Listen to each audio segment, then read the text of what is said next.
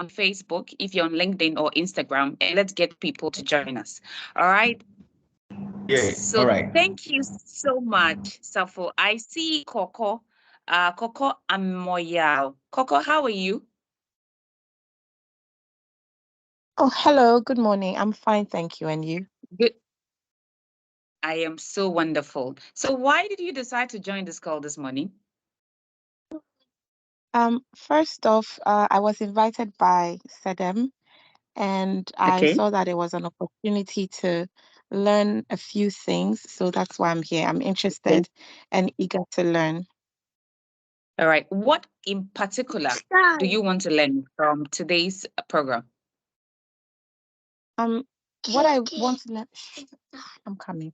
What I want to learn, sorry about that. What I want to learn is No, to it's how to okay. be We able understand. to how to be Uh-huh. able to maneuver myself with relationships at work and effectively use them to be able to get things done in the workplace.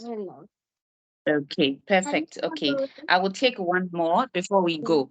Um, Thank you very much, Coco. Thank you. And like I told Thank you. Safo, please share it on your Facebook, on Instagram, on LinkedIn, especially because LinkedIn is a professional network and this is a professional conversation we are having. And if you know someone in particular that this conversation is going to help, please share it with them. So thank you very much, Coco. I want to take one more person, which I think I know personally, and he's been very interested in this conversation. Noel, Noel, are you there? Let me see if I've seen Noel. Is there Noel on the call? Now, do you see any Noel? Hello. Yes, yes, yes, Noel. Yeah. Noel, how are you? How is your morning?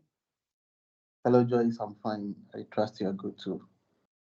Yes, I am. See, I'm smiling, and I have my Baltic right here, so I'm very well, and I am wearing my wooden T-shirt, so I'm still fine.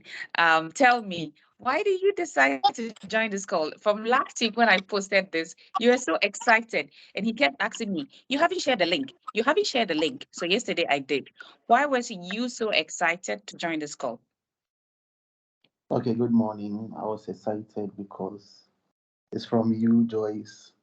I remember those days when you used to be at Funmark. You send invite and I always decline it. So I said to myself, I have to be part of this mentoring cafe. This is my first time of joining. And I was excited to Okay. see my boss, my former boss, Mr. Sedem, also being a Uh-huh. guest. So I want to learn more on this platform on how to relate to people at work and make friends to benefit me as well. Okay. So All right I'm then. very Wonderful. Thank excited you. and want to hear All what right. especially my boss has to say to us. Okay. All right. Are you currently having an issue at work? How would you say In your relationship at work is? Is it cordial? Maybe he's just missing me. Huh? I like that. Noel, thank you for playing the game with me because it wasn't planned. So as I indicated, please share it on WhatsApp status, on Instagram, and you can go to the Mentoring Cafe LinkedIn page and repost and invite others to join with the link as well. As the Alpha Hour people would say, share the link, share the link. All right. So so please share the link. Thank you. Thank you very much. It's going to be really exciting. Yeah. So welcome again to the Mentoring Cafe. My name is Joyce Sackitey-Ahiadorme, but you can simply call me Joy. And I always say that my life is to bring a spark of joy to everyone. And this is what I take to my workplace because so Gallup, which is a research institute, says that more than 32%, right, of employee retention, right, happens because of the buddy system at work. So what it simply means is that the more friends we have at work, the better our lives are. When you even look at some of the things that you need to do to be happy at work, which is work-life balance, The third one is usually to have a buddy at work. I have been immensely blessed to have had wonderful people at work. Most of my relationships that I keep now are from work. And guess what? I actually found my husband from work. So yes, I think that the right person was chosen to moderate this session. So now let's go quickly into why we are here. Now, how are you feeling this morning? Joyce, I'm very well, thank you. You know, I'm getting into my birthday week, so there's a lot of Yes. excitement and everything about Uh-huh. me is cool, you know, and I Okay. have you here to All right. make me laugh. So, hey, there's joy around. Oh, that's good. All right, wonderful. Thank you. I will come back to you as we get into the conversation quickly. Now, Sedem, yesterday, midnight, you were with me, and I should even say this morning, you were with me, which is why my face is all puffy, because we went out celebrating one of us who we met at work, a work buddy. Yeah. And I think it's a good thing, it's a good conversation to delve into. How are you feeling this morning, and how pumped are you about this conversation?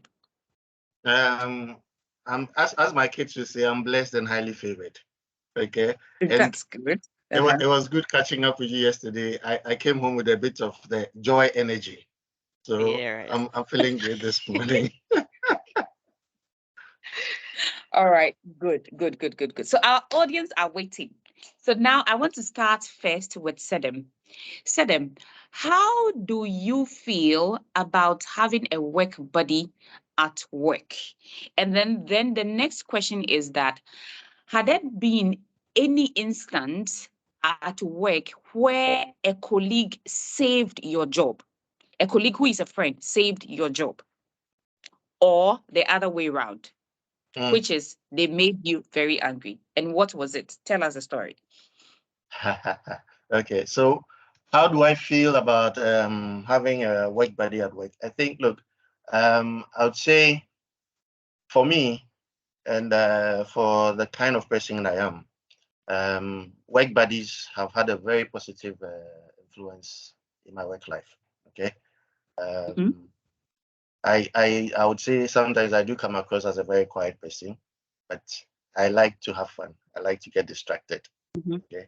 So one of the first things I always do mhm. when I get into another job is to just find the people who have similar traits but are very focused. You understand? Okay. And that also helps me just to make sure that I'm always achieving my target because we discuss what I need to do, what I'm working on. And then I have these people around me who help me to stay on track most of the time. You understand? And then also the other part of it Mhm, is also, you know, in the workspace, there's a lot of challenges, a lot of pressure, a lot of stress. Okay? And if you don't have somebody within that space who understands the politics and the stress around the system to also help you navigate it, it brings a lot of frustration into the way you work. Okay. And I mean, just to say that I've worked with you before, I'm working with Nan now. And sometimes when I'm just losing my mind, I just walk into her office and she just has a way of just even smiling or saying something to calm me down. So for me, that's how important I see having positive relationships at work. Okay. But then I think also what we as people, as employees, also need to look at is also make sure that you have the right kind of people around you within that space. Okay. Um, if you have the people who you just go and moan to and they will support you to moan, it doesn't always help. mhm, You need people who will be frank with you, people who will be straight with mhm, you, people who can also tell you that, hey, my guy, you are off. What you're doing is wrong. You need to check yourself as well. Rather than having only positive people who just support anything that you put out as your issues at work. Okay. And then you asked about where I've had a situation where a work colleague has either helped me or got me into trouble. Okay. I'm not going to speak about the trouble part. I've got into a few troubles with a number of people. Okay.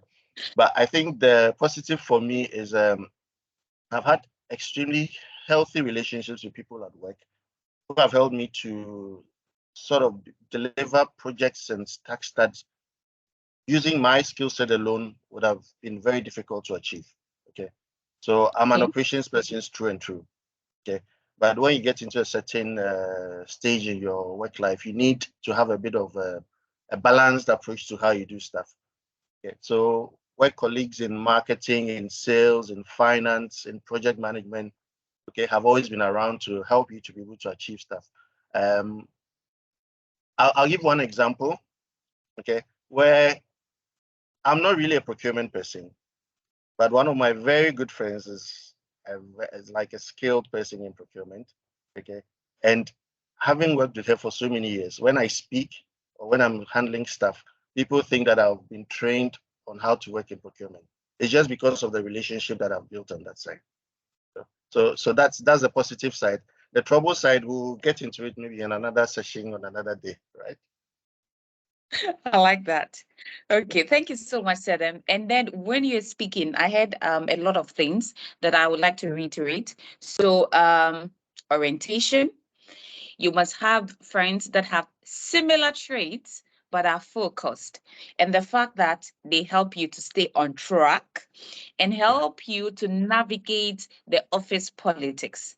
So Mm-hmm. I want to pick on that. Yes, thank you very much, Sedem. I want to pick on that and then now go straight to Na.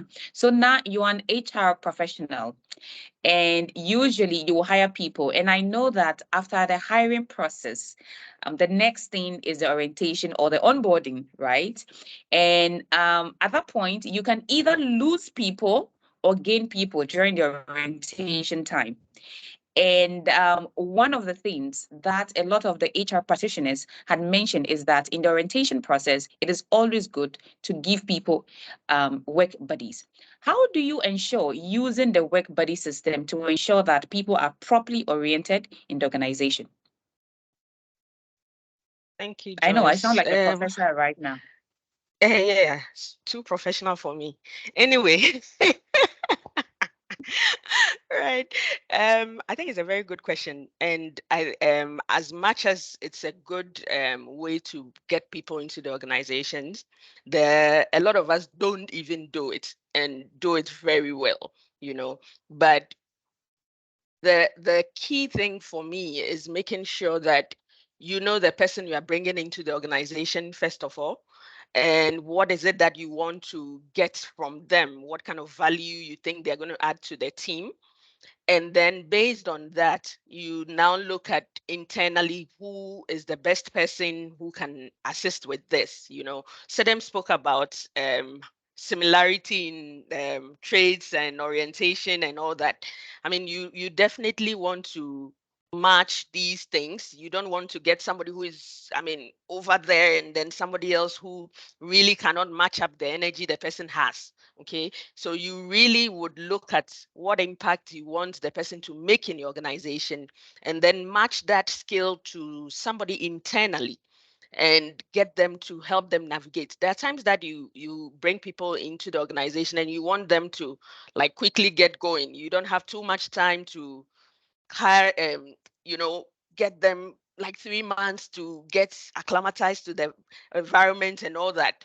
So definitely I'll need somebody who can within a week or two take them through everything that happens in the organization and how they can navigate it quickly so that they can. And in that case I need somebody with very high energy and somebody who is very well versed in the operations of the organization so the person can move on quickly. There are times when the personality of the new person you are coming in with is also like me, like quite reserved, and you are now, yeah, I said him, yeah, a bit reserved and slow at getting it, but once they get it they run with it. So do I need a high energy person, or I need somebody who can relate to them at their level? Sometimes people leave organizations because of a pull factor, a push factor, and you have to make sure that you get that gap you know filled by whoever is going to body the person. Some bodies have gone wrong, but also the really great relationships you have in an organization actually stems from having a great buddy. Yeah, so I think that Okay. those are some of the things that we'll look out to get a buddy for somebody who is joining the organization. All right. So from now, it shows clearly that we can use work buddy or relationships at work, right, to get people to be oriented. And she spoke about high energy level people who can help.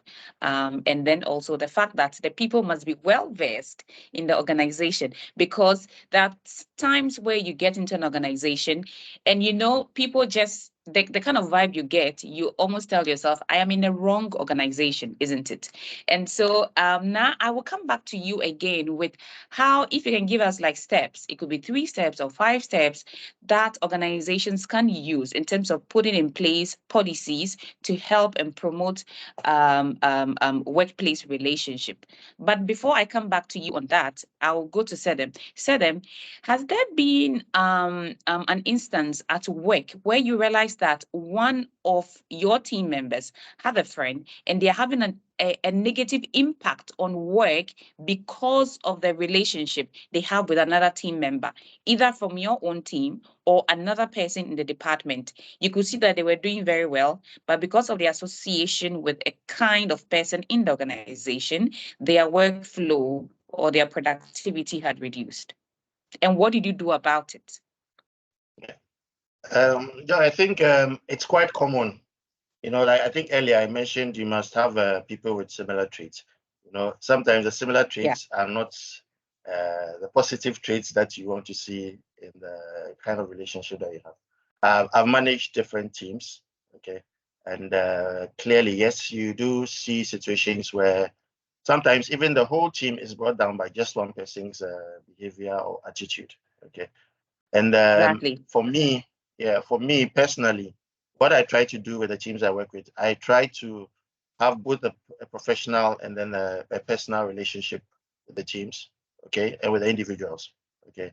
And when I realize that things are not going well with a particular team member who is either influencing negatively one person or the whole team, I call them out, okay. It's the first thing you need to do. Call them out, try and have a chat with them, try and let them understand that their actions towards the other person in the team as well. And then you try to speak to the other person as well. Where you have, let's say, matured people, Yeah. and you speak to, you tend to see some of the advice being taken. So I've had a situation where I spoke to a lady, and clearly, I think she had a rethink and she realized that, okay, this is not helping. I need to try and separate myself a little bit from the other person that was involved in. And you started seeing her getting back on track as well. Okay. There have been other instances where no matter what you do, okay, the change doesn't happen. Okay. And for a larger team, sometimes you just find another way to separate them from doing different things. If it means moving them to a different function within the same team or putting them on separate projects where they do tend to influence each other, that's what you also tend to do. But if it gets to a point where it becomes too toxic, I know my HR people would not like to hear this. At the point, you need to let somebody go. You understand? Yeah. I say this to my teams that first and foremost, we come to work every day to get paid. Yes. Yeah. Yes. I like to sleep on my bed, the left side of my bed. So if I'm waking up at 4 a.m. or 5 a.m. to get to work, and there are people in there that are not helping you to get paid, clearly there's a problem that needs to be addressed. Okay. So when it gets to the level where you realize this is not healthy for the business, it's not healthy for the team, okay, and you've tried everything else you can, moving people around, trying to give them a different focus, finding them someone to coach and mentor them, and it's still not working, okay, then at that stage, you probably need to start talking about parting ways amicably so you can get the balance of the team back to do what it's supposed to do. Okay, thank you very much. So, and Sedem, I will be coming back to you on the abuse of workplace relationship. And by abuse, I'm also talking about sexual harassment, because there have been times that people really, especially when it's the opposite sex, they want, you needed somebody who is matured, right? And usually it happens between the higher level and the lower level than people on the same level. Yeah. How do we manage it and ensure that we minimize it in the name of having a work buddy? or an accountability partner at work. So I'll come back to you. So now back to our question, and to my audience, after that question, I'll be coming back to you so that you can ask all the questions on your heart before I go on to continue with the session. I think that I've already asked the question. What do you do? What are the steps that should be taken as HR professionals or as organizations to ensure that we are taking advantage of the work buddy system, but in a more structured and systematic way? Okay, so I think that as an organization, first up, we need to have an open mind. We know that the trend at the workplace is changing. I mean, over time, so you need to make Yes. sure that your organization is open to the changes that are coming up. And at the same time, we are also faced with different generations of people, of employees that we get, and they all have very different needs and wants there in the organization. The kind of relationships you can have in the workplace, apart from employee-employer relationship, that's, I mean, we choose the kind of people we want to have there. The colleagues and the managers and maybe even some consultants that we have in the workplace, we don't choose them. I mean, they happen to us. So how and what do we put in place to make sure that people leverage on these relationships there? I mean, the first thing I would say is making sure that the organizational culture is open to making sure that some of these relationships foster the productivity levels that you are looking to have within the organization. I mean, these days we do a lot of pulse surveys just to check what our employees really want. So you can also look at having these pulse surveys with your employees to see that whatever is going on in the organization is actually what is getting them to make sure that they are giving off their full potential. So apart from making sure that your organization is open to the changes that are coming by the trends of the workplace and all that, you need to make sure that you have a culture that is also very open to adapting to these changes, and then also have these pulse surveys to know how your employees think about onboarding of new people, budding, especially those who have been buddies before. What is their experience? And then you can develop or even update whatever your policy is. And then also the other thing is you can also put in place agile teams just to be able to get people relationships in the workplace to foster. So when you're putting in agile teams, you're not looking at, let's say, just the HR people or the people in PAC who like to talk, but you are mixing the HR, the PAC, the finance, the procurement, supply chain people, and everybody comes with their own experience. Now there's an example of um somebody who actually was joined the organization, and we're very excited and we had a lot of good things to show. Usually when you are doing the onboarding, you're showing all the bright sides, right? And so we showed and we shared all the good things. The person was excited and all. Now when they go back and to their team, it's the real world out there. And the The real person comes deal. back, I tell you, the person comes back and it's like, my goodness, it looks like all that we said out there are two or three people who sit very close to me who think it's very different. They have a very different view. I'm like, are you sure? He said, yeah, they are not my buddies and also, but I feel that their orientation is very different from what I got during the induction. So in that case, you need to make sure that whoever the buddy is getting this information so that they can, if they don't have it already, they need to make sure that they are making that mindset that just go the way you want it to go. And then the bigger issue, Joyce, is that those two people who have that mindset are also in the jungle. So how do we also make sure that these policies actually cater for these guys as well? So that if their mindsets don't change, maybe they don't have anybody, maybe they didn't, their buddies time did not work for them. And are we only doing the buddies for the first 6 months that I'm on probation? or we're actually going to do it after a year or 2 years time, just to do a pulse check to see if people are really settling in very well. So I think that just to recap, the 3-5 steps: have an open mind as an organization, and then your culture should be open to these changes, the organizational culture that you have in place. And then also you should have some pulse surveys to make sure that you kind of take the temperature of the organization at any point in time and use it to build the policies that you have. So yeah, that's Thank you very much. Thank you, Na. I wanted to ask you, what would it mean to have an open culture? But you can add it to any of your submissions that we'll be doing later. So, ladies and gentlemen on the call, if you have just joined us, this is the Mentoring Cafe, and it's an HR little group that we have where we talk about work-related and professional development as well as career management. Please, if you are not following us on LinkedIn, kindly do so. This is like your chance. And I want to indulge you. What are you picking up today? What 3 or 4 things have you learned already? Please go on LinkedIn, capture it, and then tag us at Mentoring Cafe. Thank you very much. Before I come back to you, the audience, to for you to bring out your questions, Sedem. So when I put out this discussion, right, or this poster on my status, a lot of people say, okay, sexual harassment. Is it like having a husband at work?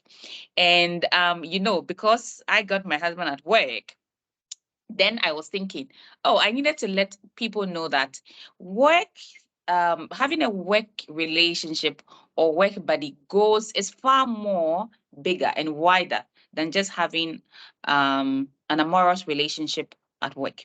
Now, what will you say, right? And we have heard a lot of stories where a male had abused, and just recently we have heard about a bank, and you know what happened. A male had abused the relationship they have with a woman, right, at work. And it is usually from the top level to the down level. How do you think we should go about it? What are the signs that we should look out for? And for a man, and I know you are free-spirited, you are intelligent, and you are very open-minded, which means that with such traits, you will get a lot of females who will want to talk to you, and others may see it in a wrong way. What are the signs we should look out for when these things are going to happen so that we ensure that they don't happen? And what advice would you give to a young lady who is just starting a relationship with an older person at work, right, and may turn into something else? What would you tell them?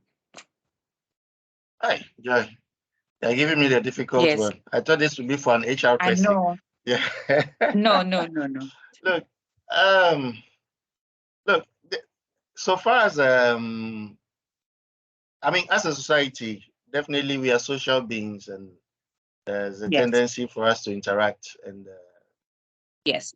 obviously, it's not for you to go to work and go and catch feelings, okay? But catching feelings also tends to happen whilst you're in the workplace. I mean, you bond with people, or you realize that, oh, after all, this guy is not a bad guy. This lady is not, we have similar things. You tend to hang out, and all that. But I think from the onset, what most organizations also need to do is to have clear HR policy around Okay. relationships generally within the workspace. Okay, related to when we have both consented to be in a relationship. Is that allowed? Is that not allowed?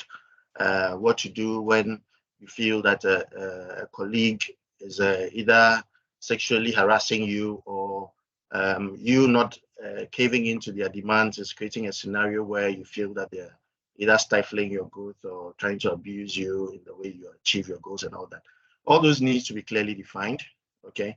And there also needs to be avenues for anybody who feel that they are being abused or harassed in any way to be able to report it up through the proper channels as well. Okay, it's interesting you're asking this, because I think earlier this week I was having a chat with somebody where they're telling me a story about how a young lady reported a senior person in the business of harassing them. Okay. All right. And once we started looking into it, I realized that it was actually not that story. It was something else altogether. Okay. Where it was a consensual Oh, relationship, but then I think okay. the expectation from one party was that through that relationship, I'm going to get a certain role. And because that Okay. role was not given to me, it turned into something else where you now started making accusations as such. Okay. So clearly, Mm. you need to make sure that in such instances, from the HR perspective, we know exactly what to do, what constitutes harassment. We need to share that with everybody in there. Okay. And make sure that once you feel that you are being in a position where you need to speak up, you find the right people to speak up. Okay. And then from the HR perspective as well, we also need to make sure that you have the right structures in place. So it doesn't become more like, oh, this person has come to report a senior person or another colleague. We think this person would not behave that way. So we would rather not believe the story, but just be deliberate in the way we go about trying to establish the facts and the situations around that. Okay. That's on the Okay. abuse. I'm sure Nat can speak more to that later on. But then also what I also wanted to maybe speak more on it, because I think when this was also put out, I have people coming like, oh, a lot of this is happening in my office. People getting involved in relationships, etc., etc., etc. You know. But then, Yeah. first and foremost, you've gone to work, you've met somebody you're interested in. Clearly, you need to know what does HR say. In some All right. organizations, clearly, it's not allowed to be in a relationship once Yeah. you're in the company. Yeah. Okay. In other situations, it's allowed, but then you need to report it so that the proper controls are put in place. You know, obviously, you don't want a situation where two people who are involved in signing checks and payments for the company are the same people involved in the relationship in the business. You understand? So all those checks and Yeah. balances needs to be put in place. And I mean, I've worked in places where people were actually married but working in the same business. You know, so it's just for everybody to know and be clear about it, and then put the right measures in place to put controls around it. And then also for you to know that so far as you are in that relationship, okay, there are things that you need to also know. One, you need to be professional. Yeah. You understand? Yes. You don't bring your emotions and your excessive public display of affection into the workplace, okay, where it creates a situation where other colleagues cannot relate. So those are Yeah. things that you need to put in place. And then secondly, you also need to know that people will gossip. People will talk about Yeah. you. Okay, some of us who don't gossip will tease you. I mean, if I see you, you know, so you need to know all those things and you need to be prepared for that. Okay, you need to be ready to be able to handle that situations once it does comes up as well. So you need to be prepared to be able to handle all those situations. Okay, and then also clearly you need to be to set some boundaries when you are in the workspace as to what you guys do and what you do not do. Okay, so if we are all on a project team together and you are husband and wife or boyfriend and girlfriend, and we need to take decisions concerning the project or the team. It doesn't look like it's a two-party show where we have decided that this is what we think should be done and then the rest of the team does not matter. You need to be able to separate work from that the personal relationship that you develop so that the rest of the team also feels engaged during the process. But all in all, I personally don't see anything wrong with having a relationship at work, okay? But I just think that you also need to be mindful of the fact that there are other people in the organization who would have issues with it. So you just need to make sure that you handle it in such a way that it doesn't create a lot of tension. And Ghanaians, we are sometimes tend to be very traditional in the way we work. Okay, so I mean, if you want to be hugging her and holding her all the time in the office, obviously it's not every workspace or every workspace that will allow that. There are some workspaces that are very traditional that you cannot do that. There are some that are a bit relaxed that you would not frown on it. So just understand the dynamics and just try to stay within what works for you. You leave home matters at home. You come to the office, you do office work, you close, go back and continue what you need to continue with. Thank you. You dodged one of my questions, but I am not I going know. to let you off the hook. So tell me, and yeah, we'll have to discuss it. So tell me, yeah. I know that was very intentional.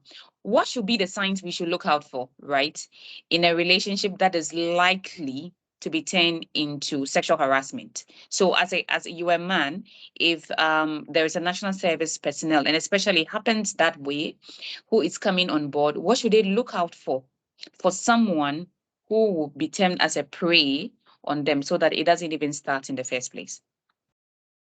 I think most of the time when you start with the conversations and engagement, you tend to know where this is heading. Okay. We are all adults. I mean, to be in the workplace, you are not a child, you're an adult. Okay. Yeah. Once the conversations and the interactions start, subtle situations where people try to get to be with you alone in a space, the mild or intense flirting that you see, you tend to see the signs. Okay? So you need to also decide if this is what you want to continue. Okay. And I think initially when you start seeing the signs, you just need to be firm. Okay. If it's something you think would create a problem for you, try and keep a respectable distance from the person. Okay. Try to avoid staying in late when you know that your boss is trying to be a prey. If you have to deliver your work, try and deliver on time so you are not forced to stay late and be left in the office space alone with that person. Avoid invitations, personal invitations to places where you know it's not the work environment that you need to be in. Okay. If you think it's too much, you can confide in a senior person. Okay. Not necessarily to create tension in the process, but just to let them know that, look, I think this is happening to me. Okay. I need you to either keep an eye on me, keep a watch on me. Yeah. And I think in certain places, if you have a mature person you speak to, the person will try as much as possible to keep you away from getting involved into that drama as much as possible. But like I said earlier, you can't stop people from catching feelings. Okay. It's just that you just need to manage the approach towards you. If you're uncomfortable with it, speak up. Okay. If you speak up and you feel you're being harassed, find a way to either address it with the person or address it with somebody else. But don't hide and keep it up to yourself. For someone like me who works in operations, okay, and most of the time there are a lot of men. Okay, I'll give you warehouse management. We are in a shift. We have people who are drivers. There's a lot of men. Okay, I remember one female colleague we used to work with. Okay. Immediately the men start harassing her, telling her, oh, I'm interested in you. You want to go out with me. I love you. So, oh, I love you too. And then she starts asking, okay, if you love me, you need to pay for my hair. You need to do this. And the way she comes across, immediately she starts, it just kind of throws the person off. It doesn't always work with everybody, but she decided, and I asked her about it. She decided that, look, there was no way she was going to be sensitive about it. She knew she was only female in a team of close to 50 men. Okay, she knew there would be the touching that she didn't want, all that, So she just found her way of making sure that they also got uncomfortable around it. You understand? So you tell, okay, come and fix. I need to buy hair. So if you want to take me out, you come and buy me the hair. Then she tell you the price of the hair. It will throw some people off, and stop that. And she found herself behaving as one of the boys. Okay, so in a way, they also felt like, okay, she's now like a sister to us, and we're rather protecting her against other people. But it depends on the person and the type of individual who will be able to handle it. If it's something that bothers you, obviously you need to get out of that space and report it to whoever you need to report it to. Yeah, thank you so much. And I like this conversation because it is authentic.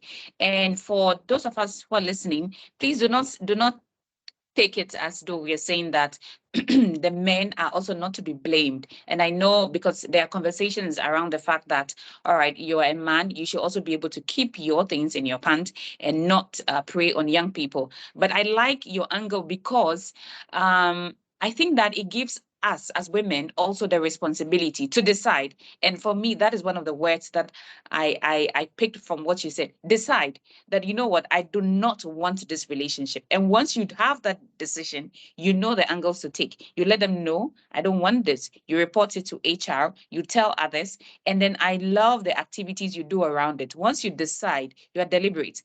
When you're supposed to bring in a work, you bring it on time, so you are not expected to stay late.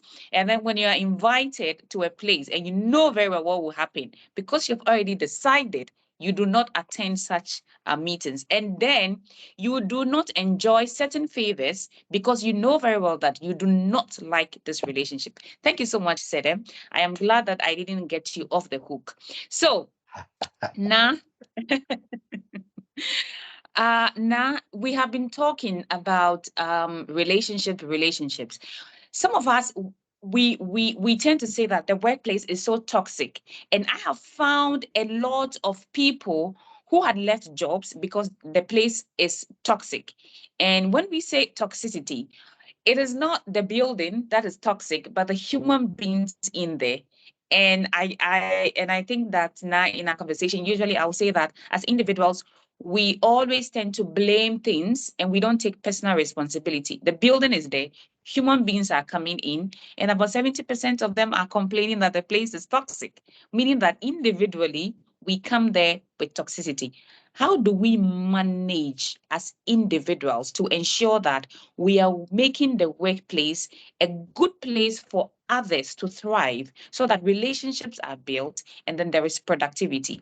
I don't want to wake up on Sunday in the morning and I'm thinking, oh my God, the next day is Monday and I'm going to meet Na in the office with her awful face every Monday morning. How do we ensure that this doesn't happen? It's the way you closed your eyes to even ask the question. It means that it's a big issue.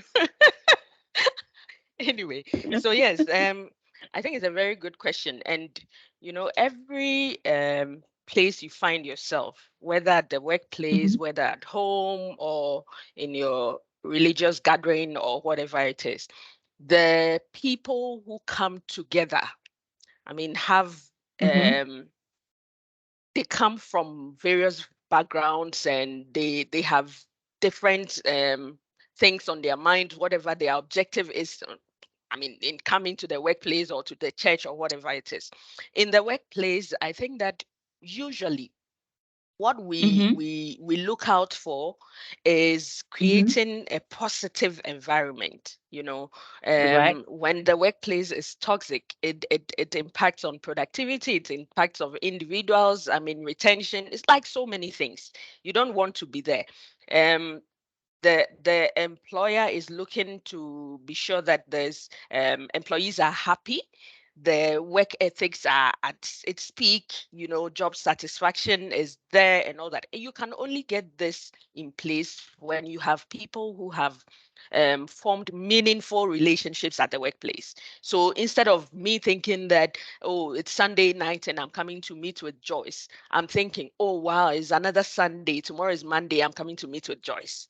you know so how does that really impact on me as an individual coming to the workplace? Like, okay, so Sedem is at the workplace, and the last time I was very unhappy or somebody disturbed me and I walked into his office, he was able to share some nuggets with me, he made me smile again, so I'm looking forward to go again. And I'm having some challenges with my boss.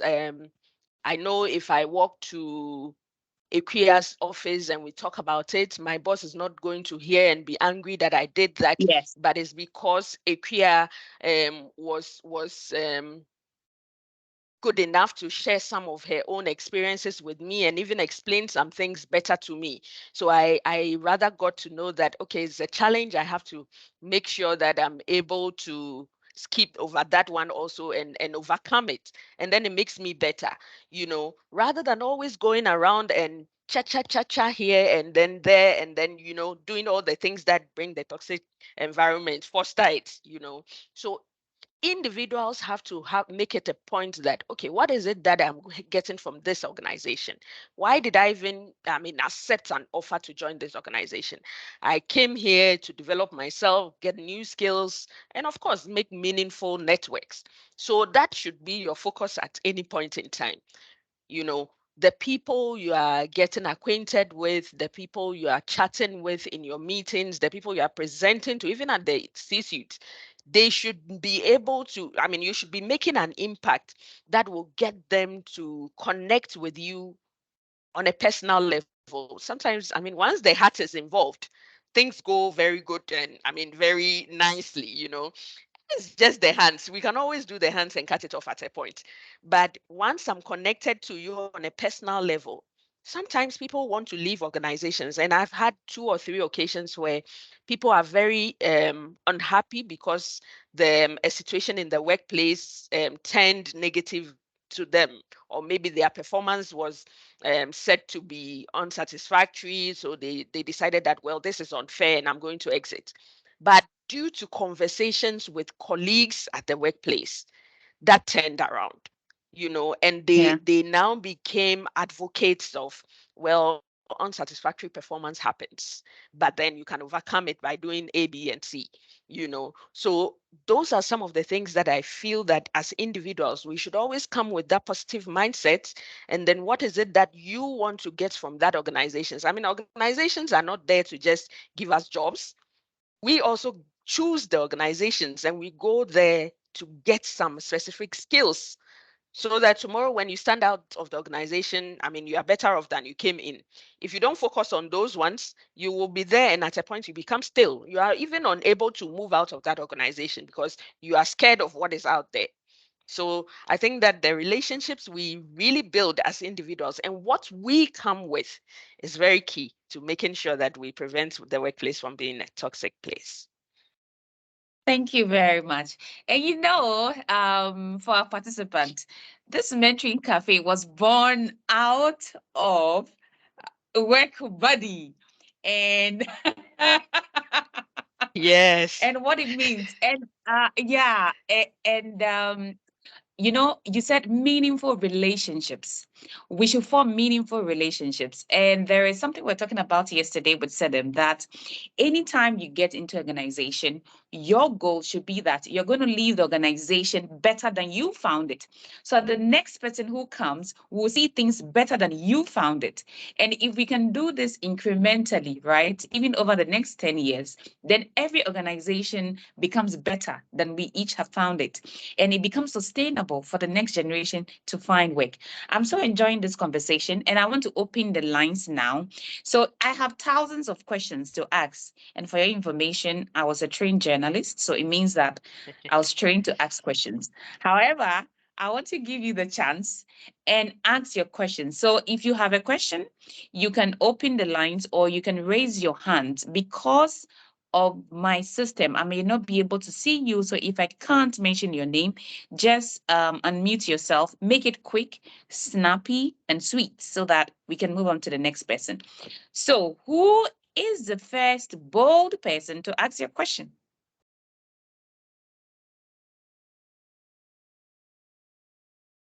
Any hands raised? Okay, Amwa, you've raised your hand. I can see you. So please unmute yourself and go ahead and ask. Okay, so good morning. Hey, good morning. I want to find out if you have a sort of a good relationship with, let's say, your boss, and there is something wrong at the office, but Yeah. he or she is not able to confront you with, but rather you hear it from a different source. How do you approach your boss? Or is, in the first place, is there the need to even approach him to find out that this is what you've heard, and why is it that he's not asking you? Okay. For Thank you. instance, you are supposed to, I'm speaking from, let's say, a logistical point of view, operations. Let's say there are stocks that is missing, presumed missing. Your boss does not ask you, but you hear from a third party that there are some stocks that is missing that your boss is asking questions about. Is it right for you to approach him and Yeah. say, hasn't he asked you? Okay. Because to you have a solid relationship with him. Okay. All right. Thank you very much. And I think that's pretty much a straightforward question. I will want to, so Sedem, I think that you may want to take this because you also have a lot of people that you work with, and because he mentioned operations. Another hand is, so I'll take that other question and then we come back to you. Is that okay? Is it fine? Yes, it's Okay. fine with All me. right. It's So I fine with think me. I said, Yeah. all right. I see Patience hands raised. So Amwa, thank you very much. You can now mute yourself. Patience, I see your hand up. Good morning. Good morning. Yeah, so my question is how do you navigate and keep a working relationship with a colleague who constantly makes you feel inferior? Okay, perfect.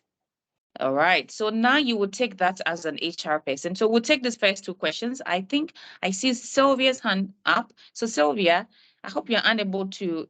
Will you forget your question? No, no. So keep it, write it down, and we'll come back to you. So Sedem, we go with you first, and I see Noel also. So Noel, we'll come back to you in the next round. So Sedem, Amwa had just asked you a very direct question. Okay. So look, my personal opinion is, look, if you hear anything and you think, even if you don't have a good relationship with your boss, okay, you hear something in the rumor mill about you behaving badly or their issues and you've not been, you have every right to ask. Okay. My only thought would be, look, don't go and be confrontational about it. So like Amwa said, we can't seem to account for some stock. Okay, you are the one who's managing the warehouse. You think something has happened. Go ask your boss that, oh, you've heard from so and so and so. Okay, and I think where you think that now your reputation is at stake, it's not the time you go and hide behind things. I mean, I'll go, and I'm speaking from personal experience. I will go, I will mention the name that I had ABCD from ABCD person saying that you think I have done ABCD, okay, and your concern is I work for you. If there are issues that you need to find out for me, why are you not engaging me? Why are you not asking me questions? I mean, there are ways to deal with issues like that. If you think or you are very firm in your mind that I've actually misbehaved or stolen something or misplaced something, you can issue me a query. You can call me and ask me about it. If you are not convinced about my response, you can take it to the upper channels as well. But obviously, you need to ask. Is your reputation that's at stake? You need to ask, and you need to correct other impression you have, whether you've done something wrong or not. So don't hide behind it. You see, and I think sometimes it's also because we come from, I'd say, a kind of a bit of a timid background where you think it's not in your place to question or to query your boss when you have any issues. But we need to put that aside. It's a working environment. Okay, there are issues, go ask, get clarity around it. If there's a misunderstanding, it's better we fix it rather than create the toxic environment that you're talking about, because then the gossip spreads. Nobody talks to you. You're walking around, you're perceived as a person who's been stealing all the stock that is getting missing. You know, you need to just close it once and for all. So just ask, be bold about it and ask, and make sure you get an answer.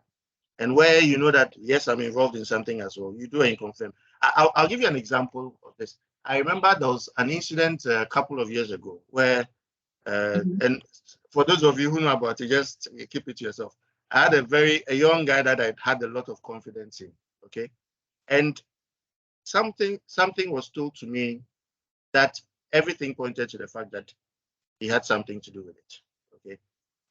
And initially, I didn't go directly to him to ask about it. Okay. So we're trying to do our own checks just to make sure that one, the situation that as it was is exactly what it was. Okay.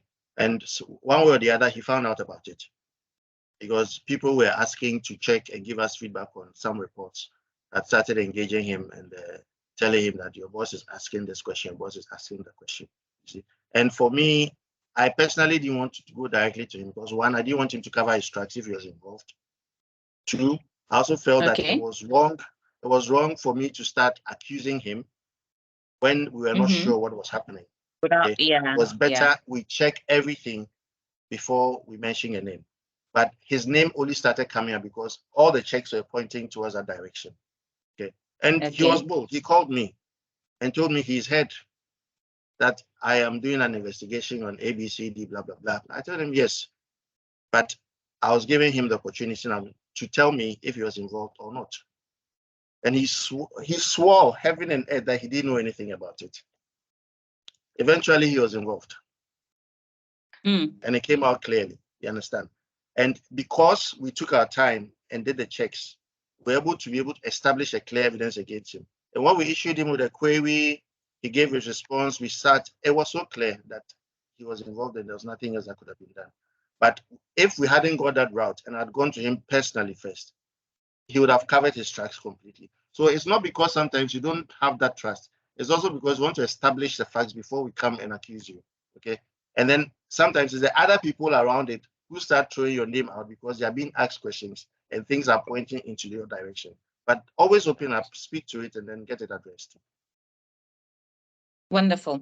Thank you very much. I am enjoying the conversation. Please, whatever you are learning here, please tag us on LinkedIn, share whatever you're learning, and let others also join. Now, so the question is asked. Constantly, someone makes you feel so inferior at work. What do you do? Thank you, Sedem.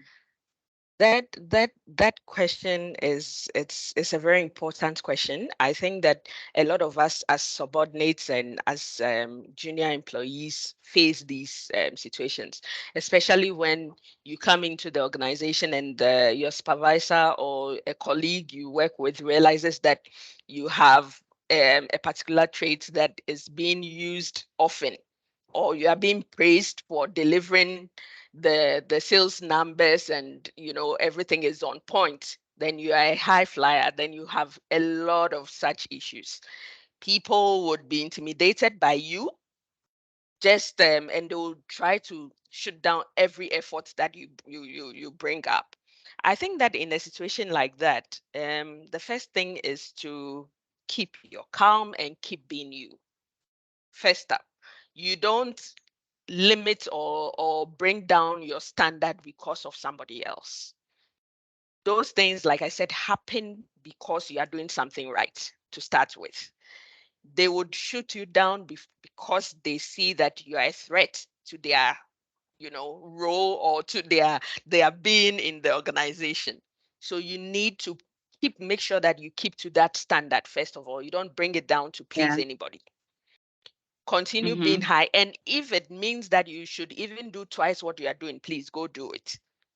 That is number one. Number two, if you get the opportunity to speak with them, tell them about it. I mean, Sedem spoke about we not airing our views and, be there and then you suffer in silence. I mean, be open and tell the person that this thing you do, I'm not comfortable with it. I don't really like it. And like end it there. You just tell them and they know you don't like it. And then also you can, if it's a supervisor, it's a bit dicey, you still can do those things. But the other thing you can do is that whatever it is that you are doing, make them a part of it. So don't be, some people are good just by talking, they are good. So they'll always want to flaunt their being good, and yeah, I'm patient. So everybody should just put the gold cloth on the floor and I walk on it anytime it's me. But whatever investigation you are doing or whatever results you are getting, it's good that you rub them in so that they feel a part of what is actually happening to you. If the results come out and everybody is saying it's patience, it's patience, it's patience, and then your boss is sitting there quietly, I mean, whatever it is you are doing, there's some input that other people around you would have contributed. So it's good to always acknowledge the people around you also. And as supervisors, usually once our teams are winning, we have that broad chest and we pick the awards and it's my team.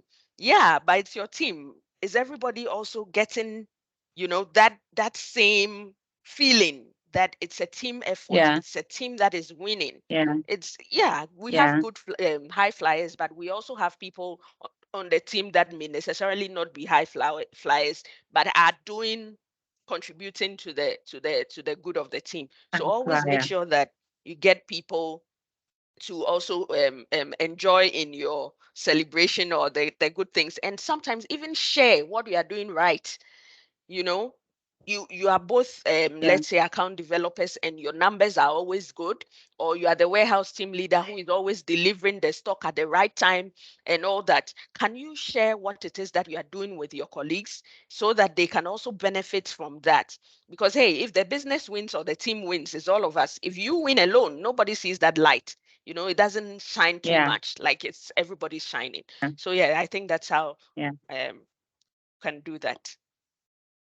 Yeah, Thank you very maybe much. And you know maybe what I just wanted to add something to what Now was saying, you see, because I All I right. have seen this crippling people in the workplace, okay, where All right. the inferiority complex they develop because someone is always making them feel down. Look, at a stage in my life, my ringtone was this Rihanna song, "Live Your Life."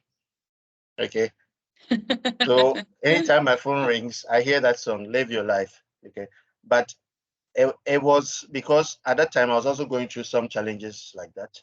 But then what you also need to do is after you've done your introspection, okay, and you need to be honest with yourself. You need to be self-aware.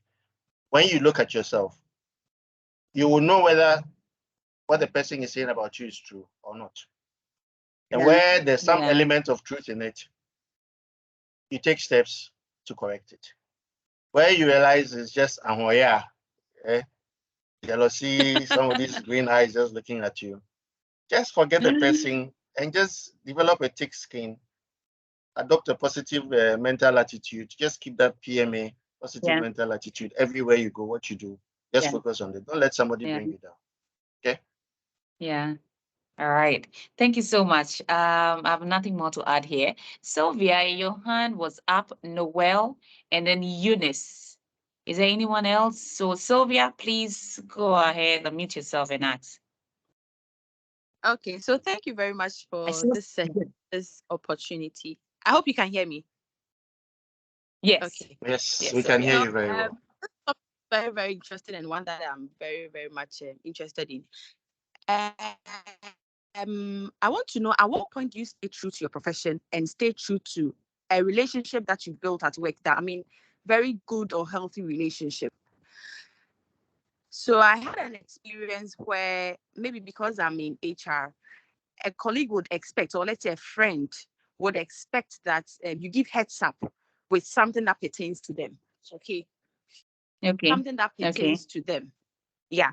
So I was supposed to do an ethical investigation regarding a friend, and I didn't give any heads up. I didn't know the consequence of what will happen. But at the end of the day, let's say the person exited. Now the person held it very strong against me. It was as if I was the one who even terminated all that. The around the situation was very, very hard on me. So at what point do you do? Yeah.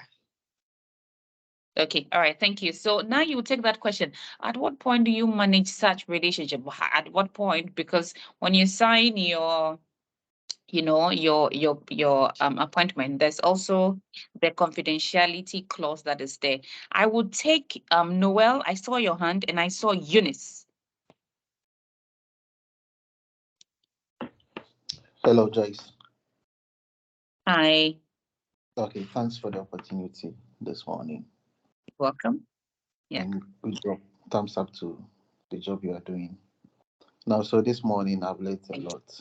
Okay, I've learned a lot how being friends with your colleagues help in the daily discharge of your duties, create a friendly atmosphere, good support, good rapport, and good vibe. But for me, I believe, and I stand to be corrected, that friendship should end at work. I have this colleague who will always want to call and say, "Hey, Noah, what's up? I want to come to your house. I want to visit you. Are you home?" And I keep giving this person excuses upon excuses. "Oh, no, I'm not home. I'm here, I'm there." But he's not getting the signal that, hey, friendship should end at workplace. Once we are done with work, coming to my house is not part of it. Personally, I'm not comfortable with colleagues, especially in the same department, wanting to come to my house and visiting me as well. How do I go about telling this person that please, no, my house is not part of the contract.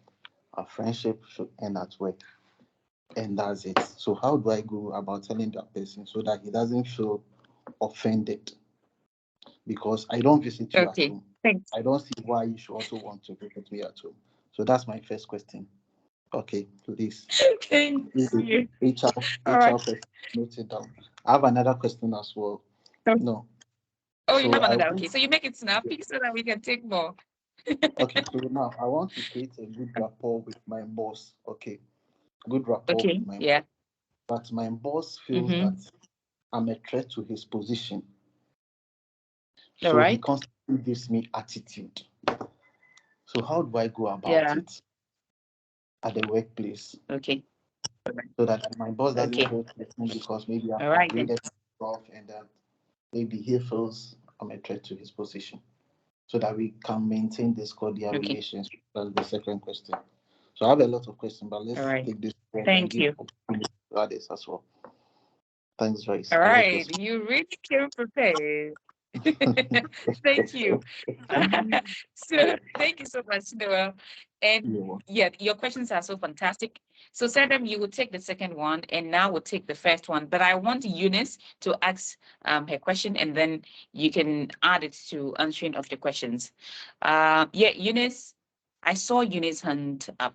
Yeah. Yeah. Hi, good morning. Thank you for the opportunity, Joyce. Hi. Good morning. Hi. Good morning. Yeah, thanks, Mentoring Cafe, for this topic. It's really discussed. Thank you. I've learned so much. But my question is now, how do we put structure on assigning buddies to new highs?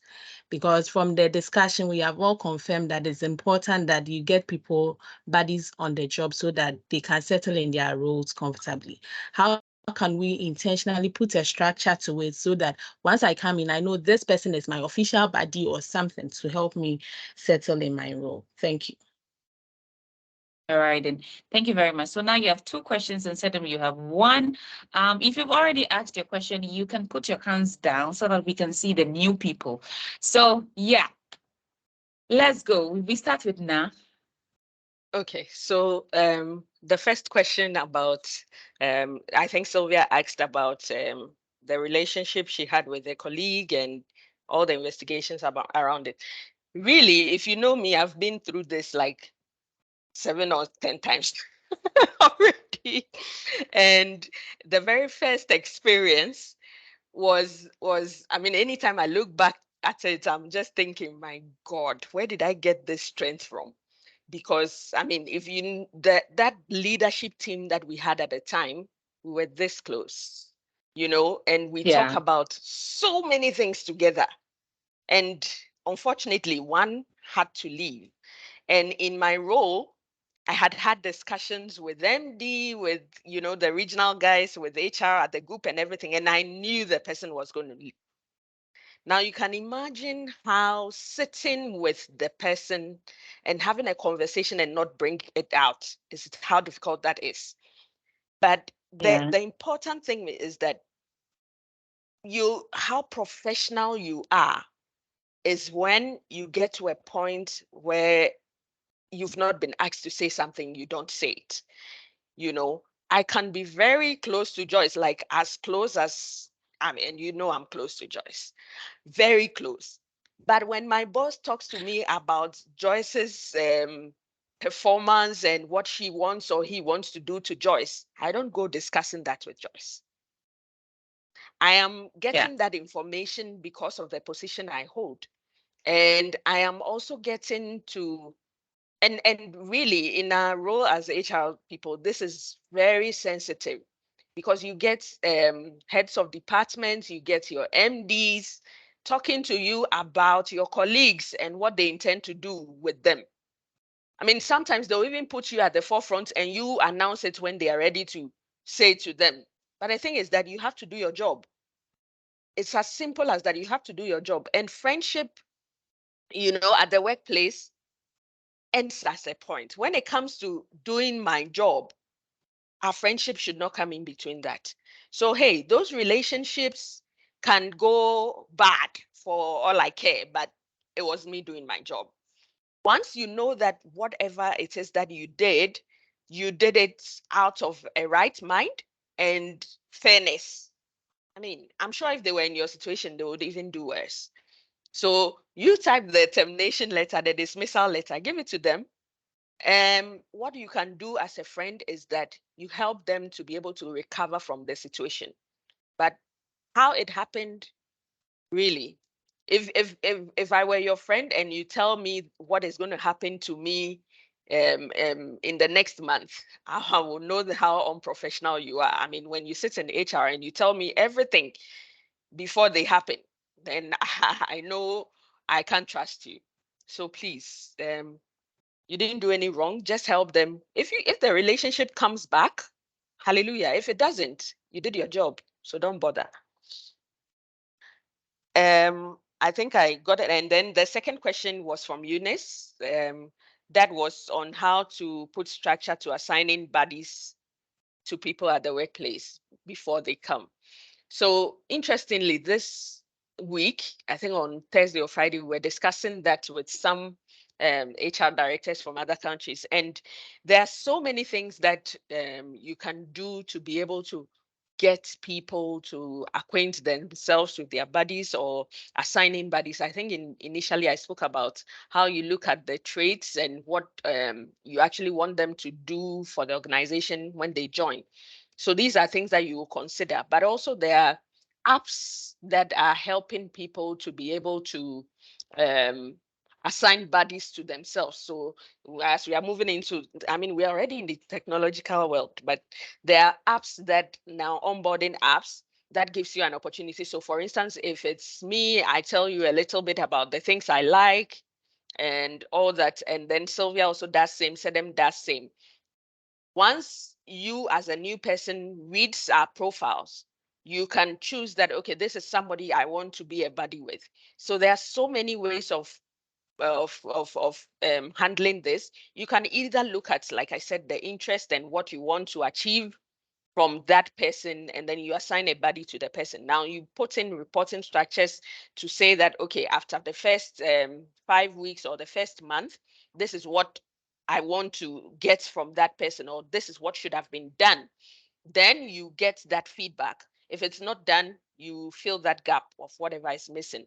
And then also the other thing is that you can also allow the new person who is joining the organization to select who they want their buddy to be. And if you want to do that, then you have to build a whole database of the people in the organization and have them to, because sometimes people want to choose buddy based on interests, based on colors they like, so many things. So you give people the opportunity to bond by doing that. So that's two ways that you can handle this from my perspective. All right. Okay, then. Thank you very much, Na. Sedem. Yeah. So just on well. So I think the question was about just ending the work friendship at work and then not engaging them in your personal life as well. Look, clearly there are some boundaries that that you don't want to cross, which is understandable. We are not so I would say suppose being at work does not mean that everybody you work with is going to be your best friend or personal friend in your life. Okay. And different types of relationship. There are work friendships. There are people you work with.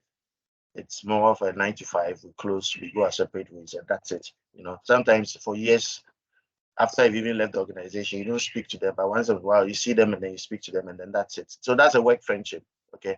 Um, for me personally, what I'll do is if I don't want you in my personal space, okay, you are giving the excuses already. Just keep giving them.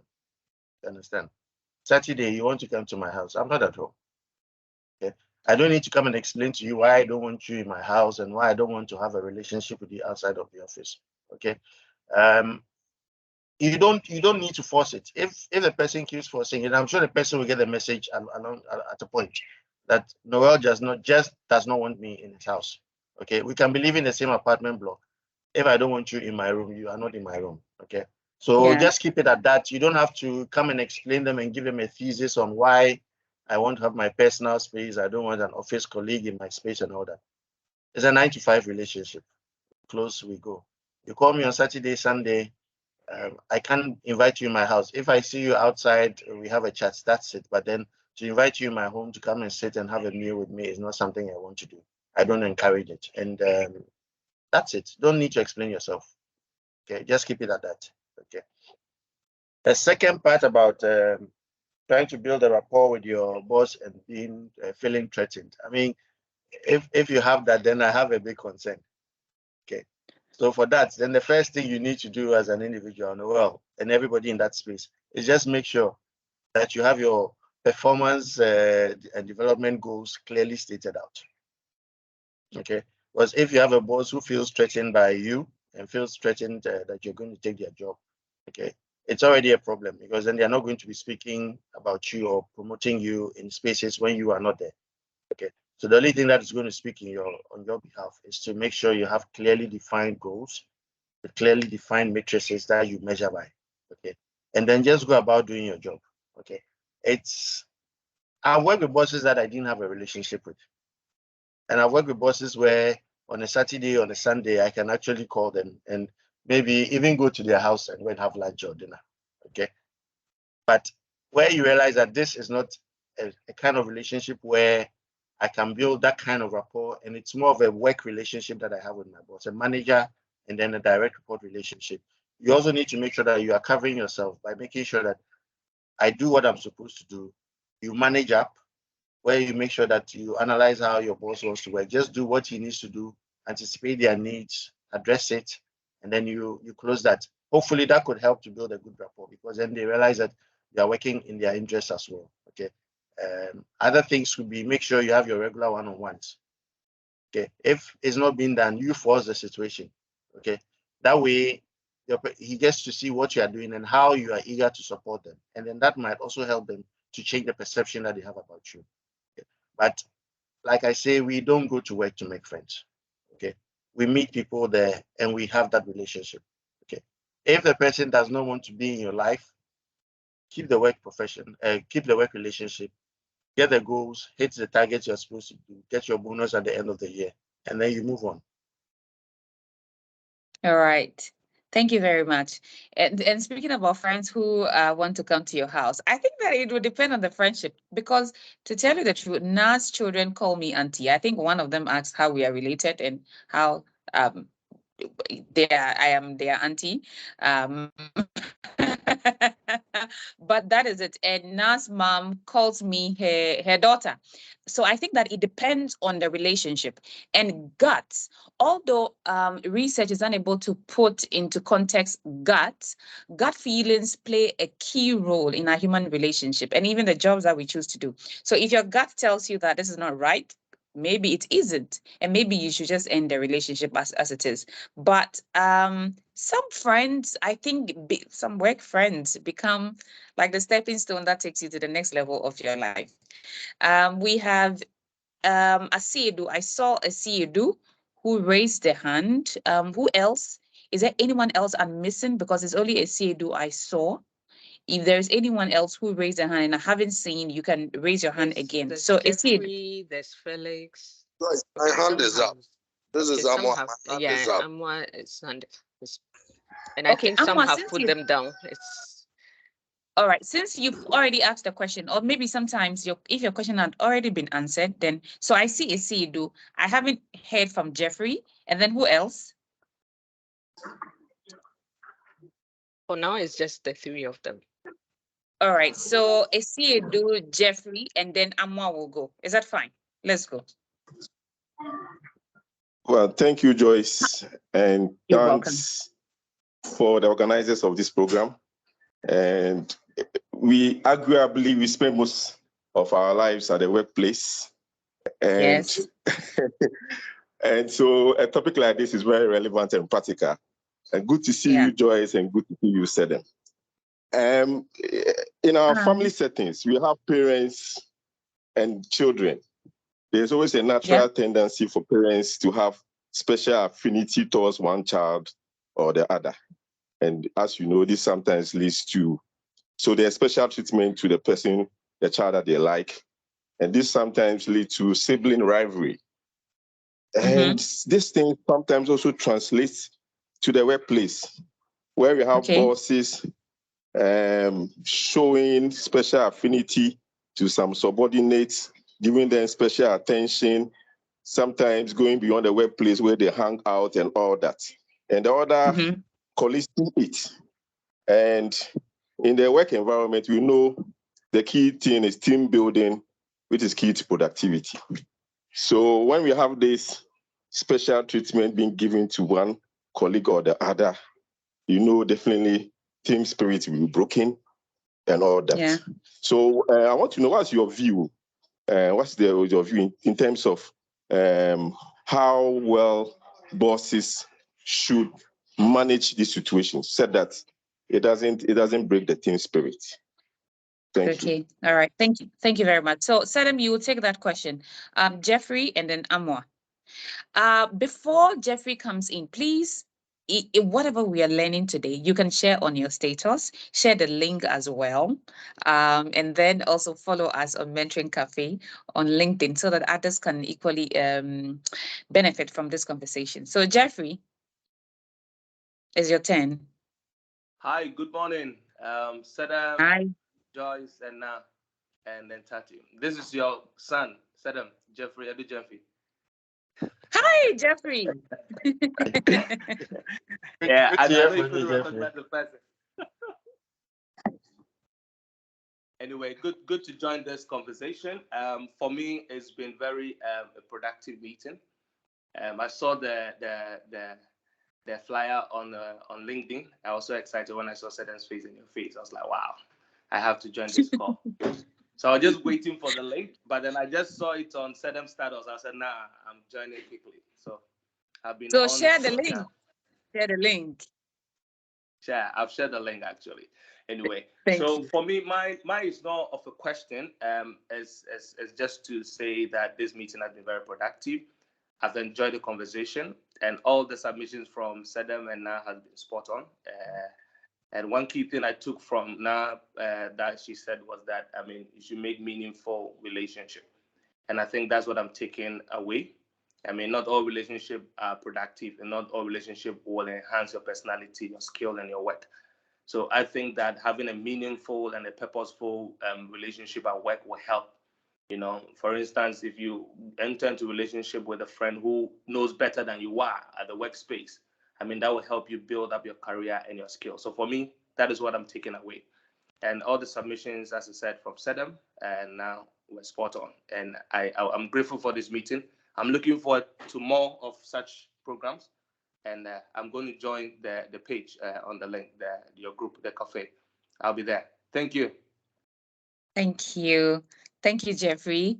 And that is an example of a good work relationship, because both of us have a relationship with Jeff. All right, Amwa, your question. Is there any other hand that had been raised?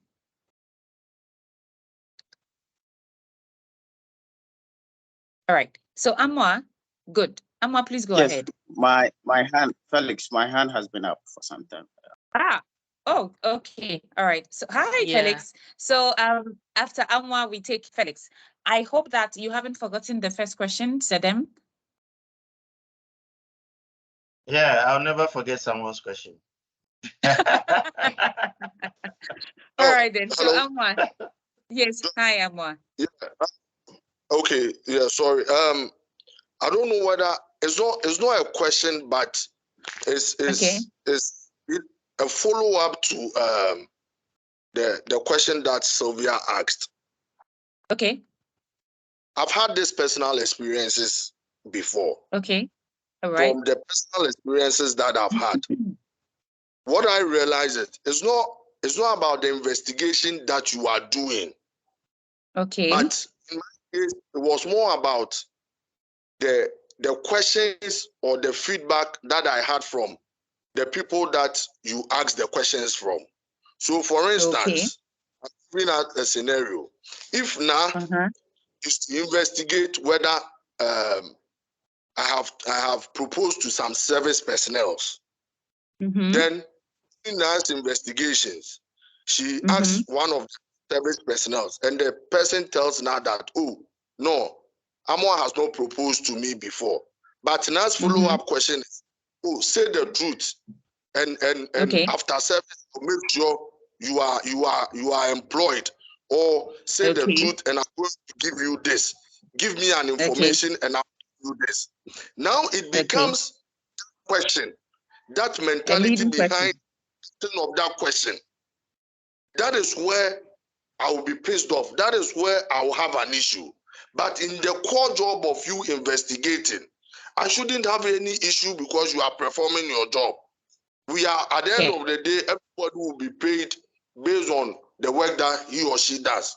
So if the Yeah. investigation is given to you by your boss or your colleague, you have every right to do it. You don't need to tell me. But if I Okay. think I have a relationship with now, and now goes the step further by accent, Amwa told you he loves you. The lady says no. Then you try to now, say the truth. I'll give you this or I'll do that to you. If I hear of that, you expect me to have a relationship with you? Hell, after all, Okay. that is Okay. from So my Amma, personal thank you. Experience. All right. Okay. thinking. So Amma, yeah, thank you very much. As I indicated when we started, it is a platform to have authentic conversation. And just so you know, these questions were not sent ahead to the panelists to answer, so that we can have honest conversations where people speak and from their minds and not what they have researched or written down, which is why I loved the conversations we have on the Mentoring Cafe. Thank you, Amwa, for pouring your heart out. And I know that when it comes to workplace relationship, there's a lot of emotions attached to it, because we are emotional beings. And that's a place where we spend 80% of our lives at. So thank you. And I think that now for me it's a feedback. It is how we do the investigations and the questions that we ask. Because even in the court, you are asked not to ask a leading question that gives a leading answer, right? So thank you, Amwa. Felix, please go ahead. Hello. Hi, Asiedu. Hello to Sorry, everyone. Felix, please. Felix, before you come in, Okay. Asiedu, may you please go on mute? Thank you. All right, Felix, go ahead. Okay. So good morning to Na and Joyce and Sedem. Good morning. This topic is a good one. In fact, Joyce and Na are one of my favorite people on earth. You know that, I guess. Yes, So we know. I'm happy to And we be love here. you too. Yeah, same. So I want to know how do you actually navigate in an environment where the orientation and the culture of the organization does not help you build meaningful relationships? I've been a victim of this. And so when you find yourself in an environment where you need certain relationships to thrive in your role, but the orientation and the culture of the organization does not support this, how do you navigate? How do you work in this environment to kind of bring the best out of you? Okay. All right. So you each have your questions. So Sedem, no, I think that we will take what Felix asked now because it's very fresh on the table, and then Sedem will come back to you. Okay. So now. Okay. So so Joyce and I have worked at a place where at a certain point we were not sure if we were in the right place. But anyway, there are so many things that I think you can do to yourself. So you see, the environment at the workplace is one, but the people around you, I think it's a more powerful tool. So if for instance, I'm looking to go up the ladder and become the executive HR person, and for some reason I need the group talent person on my side, and that person is not the person who is outgoing and would like to talk to me, always shows some kind of, you know, attitude towards me. So anytime it's me, he has an attitude. I mean, there are so many other people who can make this my dream happen. So he's not, first of all, he's not the only person that will make that decision. Now, our organizations don't make people this decisions by just having a conversation with your supervisor or your immediate boss. It's you have a panel that is discussing talent, and you have a number of people who are also even on performance. There are people who are calibrating your performance scores and all that. So I feel that the opportunity you have is to make sure that you are building relationships not just towards one direction. Okay, so build it from other people, other departments. There's a saying that if you have a team member that you think is the best, throw them out there and let other departments fill them. So if I feel that I'm working with Eunice and I feel that Eunice is the best person on my team, I should make sure that that experience goes to Sedem, that experience goes to Kweku, and it goes to Ama as well. So that when we're having a discussion about Eunice, everybody has an input into that, so that these platforms actually takes away the kind of victimization and like Amwa said, having people to investigate and take people on a leading journey. So because I know I'm going to get this, let me do this.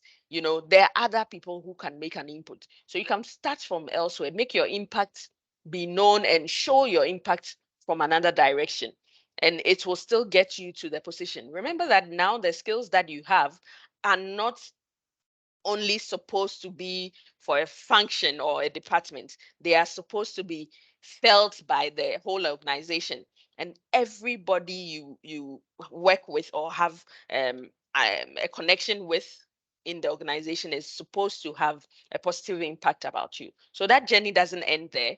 If the immediate boss or whoever you need to have a relationship with is not ready for it, go to the other person and they'll fall in place at the right time, I think.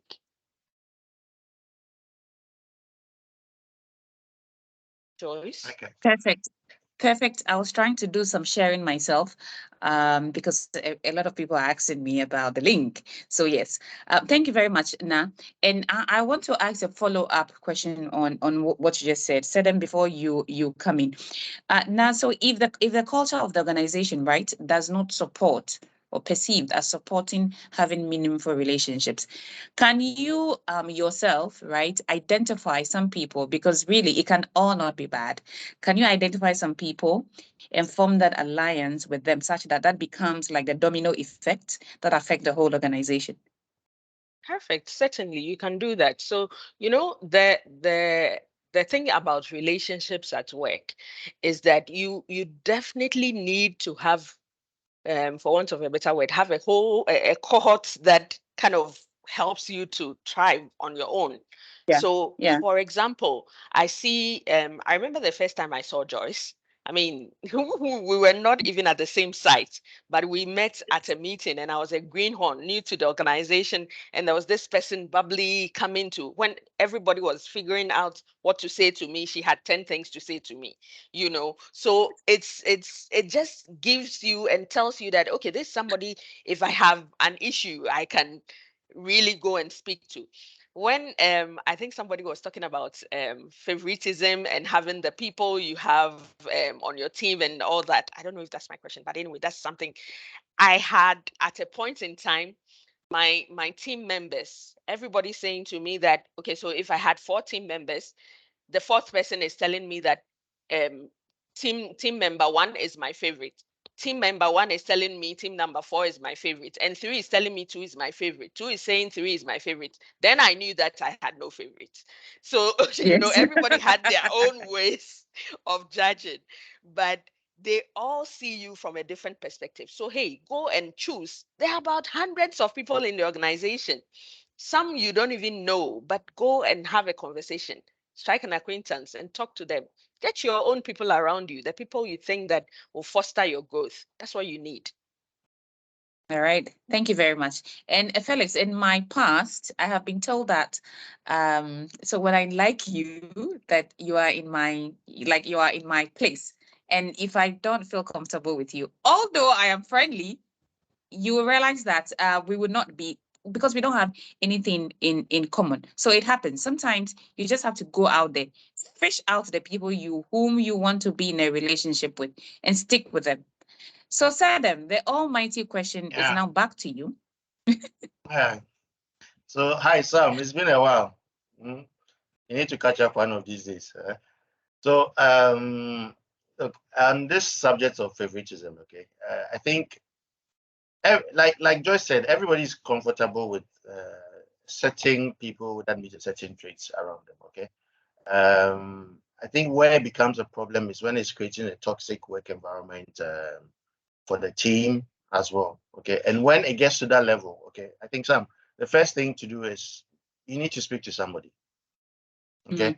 Yeah. And yeah.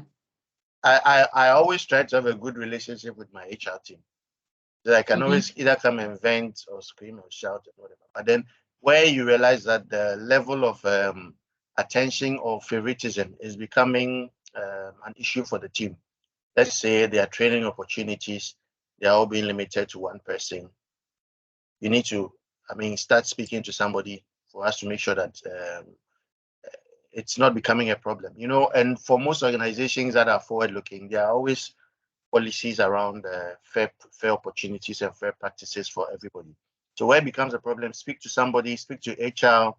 And for me personally, I would also raise it with your manager, raise it with the person. Okay. But sometimes what you will see as favoritism may not always be that. And I say this because I manage different teams. Okay. Sometimes you would get close to a particular person, and I'm sure it relates back to what now was saying, that her team will tell her this person is your favorite and this person. Because you get close to a particular person because you realize there's a specific need that you need to help that person with. Okay.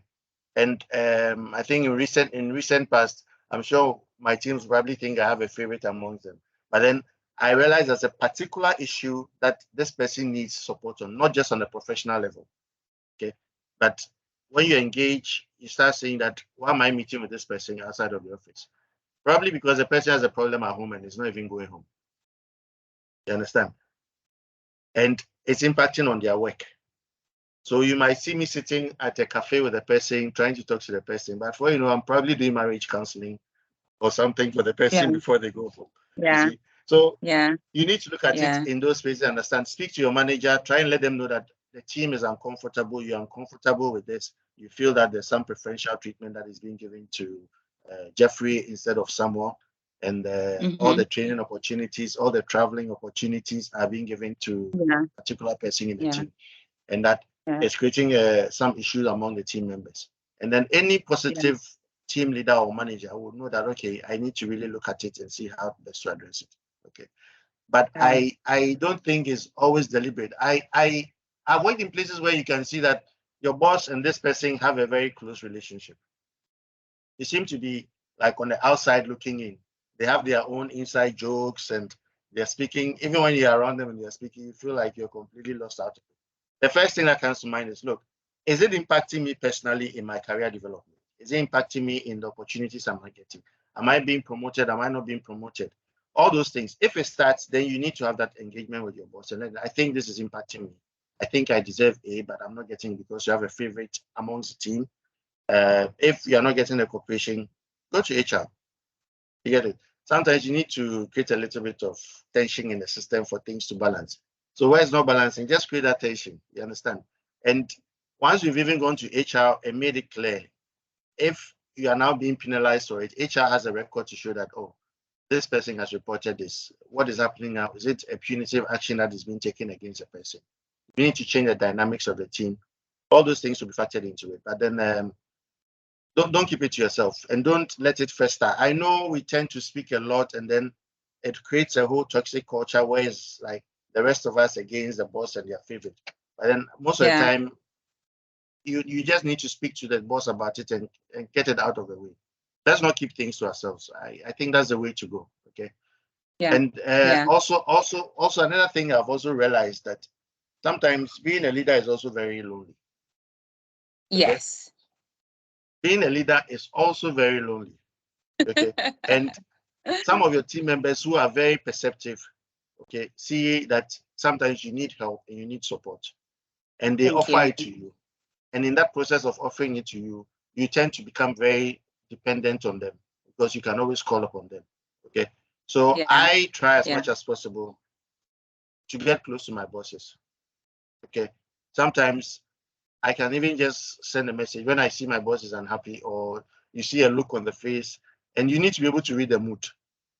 You know that there's something between, just say a word of encouragement to the person, and that also helps you to get that bond across it. It's not because the person, you know, there are times when we come from the same region. People say, me, I'm a number 9, so, oh, yeah, bro, he's from his region. But then it might not necessarily be that. It's just that person is perceptive and sees that I need support, I need help, and is offering it. So you on your side as well, try and get close and try and see how best you can also provide support to your manager. And then from my personal experience, because I've also been accused of that before, at a certain level too, you tend to see that these are the guys who can help you to achieve your goals faster. So you tend to depend on them more. Okay. Yes. So you also need to do that introspection on your side to see, why is my boss relying on this person more than me? Why does he seem to be getting that preferential treatment? Maybe I think if I send you for a training and you come back, whatever you need to implement, you take another 1 year. But if I send Joyce for the training and comes back within 1 month or 2 months, it's executed and done. So you also need to do that introspection on your side to see, am I also doing something that is driving this, or do I need to do something different to create that favoritism tag for me as well? So those are things you need to look at. But where it becomes toxic, just speak to HR. Thank you.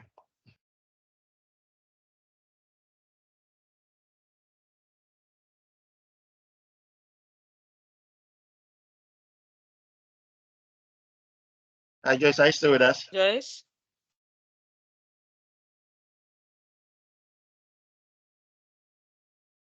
Good. And it's wasn't part of my team. And sometimes when Na is not there and I have to sign for her. Yes, I'm here. Hi, can you hear me? We lost you. Yeah, we can hear you now. You lost me. Now I'm found. Okay, so I'm saying that we have about 11 minutes to end.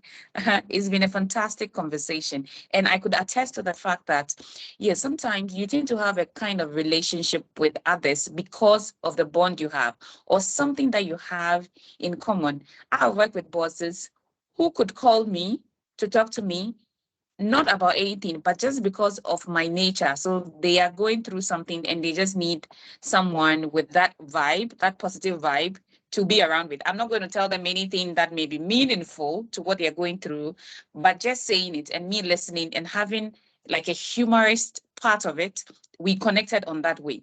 And sometimes you may be going through something that someone in your team is also going through and they are matured about it. One person will be Eunice at Voltic. And I remember when now we'll have to travel or on leave and I have to sign things, most of the colleagues will pass it through her because we have a relationship. Because aside work, we had a fantastic relationship where we talk about other things aside work, right? So sometimes you connect. Now, informing, you know, they say that managing your boss is a part of the job description that you're not given. And over time, and I do a lot of stakeholder engagement, which means that I need to negotiate. In negotiation, what you do is that you find a common interest that you have with the other party on the other side. So a favorite restaurant, a favorite wine that they like, a favorite book that they like, places they love to visit. Sometimes you have hobbies that are together, which is why most of the greatest strategic projects are signed where golf are played, footballs are watched, and beers are drunk. So what it means is that if you really want to be in your boss corner, now find something they are passionate about. It could be a certain goal or a certain pet project. Maybe I love anything women and I love books. So maybe you see me reading a book and you also read that book. Oh my God, we will have a fantastic conversation. And those are some of the ways by which we can build meaningful relationships. Is there anyone who had raised their hand who hadn't had the opportunity to ask any question? I want to give them the chance, the last chance. Jude, There was okay. Jude, but his Jude. name, his hand is down now. I don't know if he still has the question. Samuel, has Samuel asked this question already? Hello? No, please ask my question. Okay. All right. Good morning, everyone. Yeah. Good morning, Jude. Yeah. Please, my question is, do you think it is better to be in a team? Do you think it's better to be the best amongst the worst or the worst amongst the best?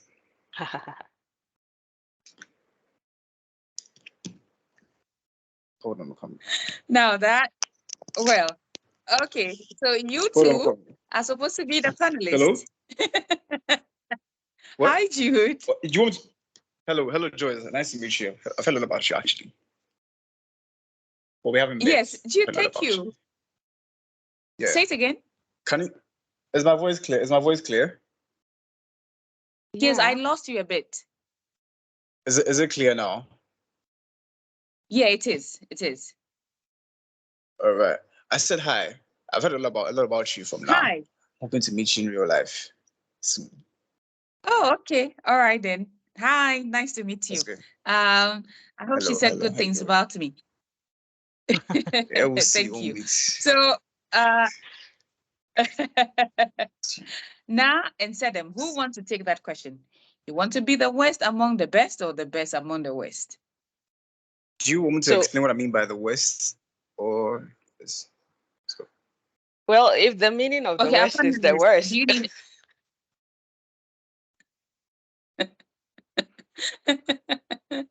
or if you want to give us context, then you should. Oh, come on. Sorry. Okay. Yes. Do you want to give us more context, or we should just go ahead as how we understand it? Okay. I think that just by the face of it, on the face of the pink sheet, the worst among the best or the best, I think I would say be yourself. Oh, come on. You just need to be you. You're struggling with... Sorry. Yeah, Jude, I think it has to do with the network. Man. Jude, we are not coming anywhere. So, Jude, I think that type his message if you can. Yes, you can type your message. We are fine, but I think there's a delay from us to you. So, yeah, there's a delay. So you can go on mute. We've heard you loud and clear. So now go ahead. Yes, I was saying that I think you should just be you, be yourself. You know, there's the true, authentic you, the self that you know that is you. I mean, no matter what you do, at a certain point, that true self, that true Na or true Joyce will come out. It will be known. So just stick to that and do you. I mean, when you do you, everything like just goes very well. You don't stress because you're not struggling to make a point to somebody and being in uncomfortable situations and you have to explain yourself and you have to no, just stick to who you are, the authentic you, and flow. You don't need to be the best. Sometimes some people are not the best strikers, but they contribute meaningfully to the team. Some are not the worst, but they are in the middle there somewhere, and their contribution is key. There are people you think that, oh, they are the non-performers on your team, but anytime they are not at work, there's some, the whole office is down and people need some energy. They just need to see them, to say something negative for them to laugh and have some fun. So, you necessarily must not be tagged as worst or best. You just have to do you. You just have to do you and continue contributing to the team as much as you can. All right. Okay. Perfect. We have 4 minutes Can I left. follow up? Can I follow up? Okay. Is that Jude back? Yeah, that's Jude. Sorry. Okay. All right then. All right.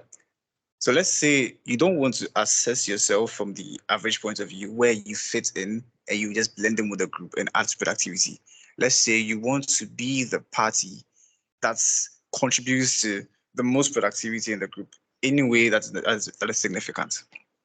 Now, assuming you were the worst amongst the best, that would look something like you being, let's say, mid-level employee or mid-level colleague, but then you're usually rolling with the top execs. So you see, even though you are doing your work well, you don't necessarily mind people that you spend more time with. So if I spend more time with people like you guys, because you guys are like top guys, I'll be the worst amongst the best because you're like the top of the food chain.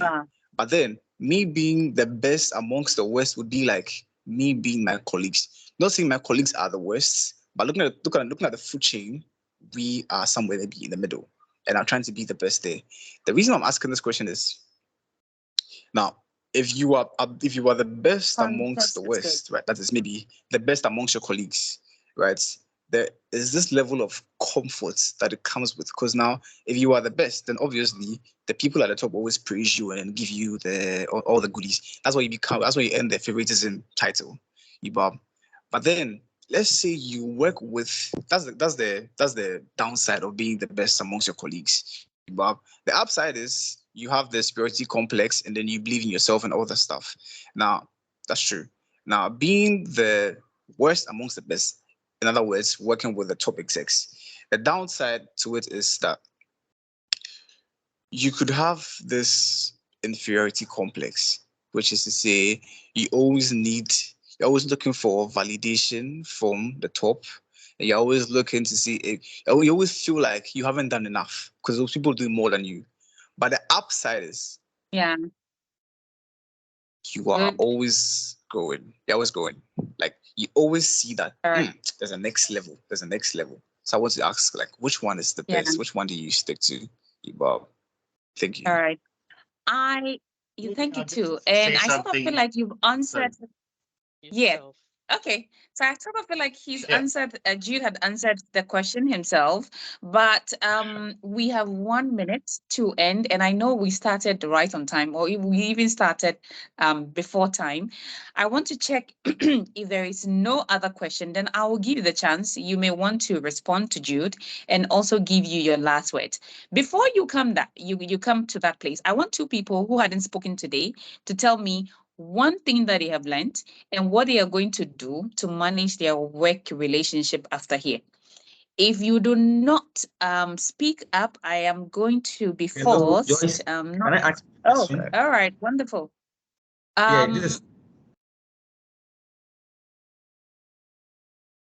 This is Sam. Can I ask my question? Oh, Sam. Okay. Then last question for the day, please. Yeah, I want to know. Last question for the day.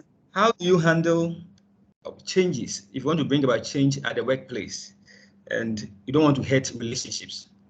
You have a very good relationship with your bosses and there are certain things you want to bring about changes and it seems they don't want to understand. I believe in the power of communication. Everything we should discuss and think through and find the best solution. But they want to tell you this is what we've been doing for long and it's working.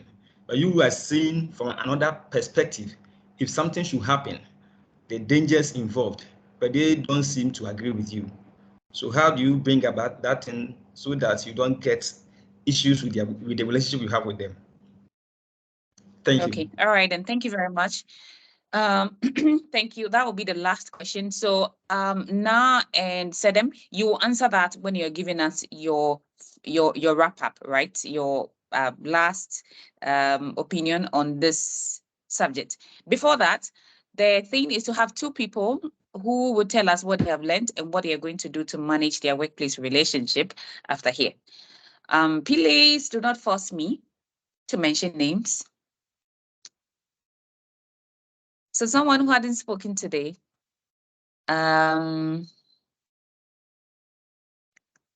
Please do not drop off because I want to ask you. Okay, anyone, any takers? This is how we build our confidence and roll with the best. Okay, Felix. Felix, you want to say something?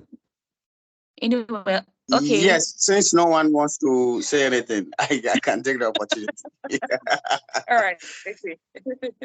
Joyce, there's Hazel Okay, also. So so it's Okay. so important for me to be part of this information session this morning. In my new role now, I manage about 30 people, and I'm kind of figuring how I'm able to put structure to some of the things we do. Especially, it's not a typical corporate environment where you have a lot of structure. Yeah, because it's a farm setting, and you are working with a lot of informal, like people who have not been to school. So this is very, very informative for me. And I asked the question about structure and orientation because I'm trying to put a structure together to see how maybe now I'll be calling on you soon and Joyce for some help in that direction. So I'm going to run with it. I have taken out that in fact we need to build quality relationships. If we want, for me, the value of good relationship must be seen by the organization. That if we build an environment that people can thrive in, it inures to the organization's benefit. So I'm going to run with it and make sure that whatever we are doing there, we are creating the environment for people to actually thrive. And thank you for the session. Thank you. I'm glad. So Hazel, I understand Hazel also wanted to speak. So Hazel, thank you, Felix. We're so glad that you picked something out of here. Hazel. Hi there. Can you hear me? Yes. Okay. Thank you so much. Now Sedem and Joyce for this session has been so inspiring. I've been listening since the beginning. I think one thing that struck me was what Sedem said about not being surrounded with yes men, because sometimes, you know, when you have people telling you something, or maybe you did this and you feel like, oh, I did the best, and they tell you, oh, it's good, but maybe tweak it a little bit. It's not always fun. But you can't be better if you are surrounded with yes men. And I think that's what really got to me. And I'll be patient enough to take feedback, even when it's not always, you know, enjoyable. So yeah, thank you. Yeah, that's wonderful. Thank you so much. I think this is where we bring the curtains down. But before we do that, lady and gentlemen, it's been like really like us friends, because we are friends, having a conversation. I had worked with Na before, and we're I think now we're family, right? And then I moved from we Na are and went to consultants work to with each other. Sedem. Yes, I went to work with Sedem, and we hit it off on the first day. And then he left me to go and work with Na.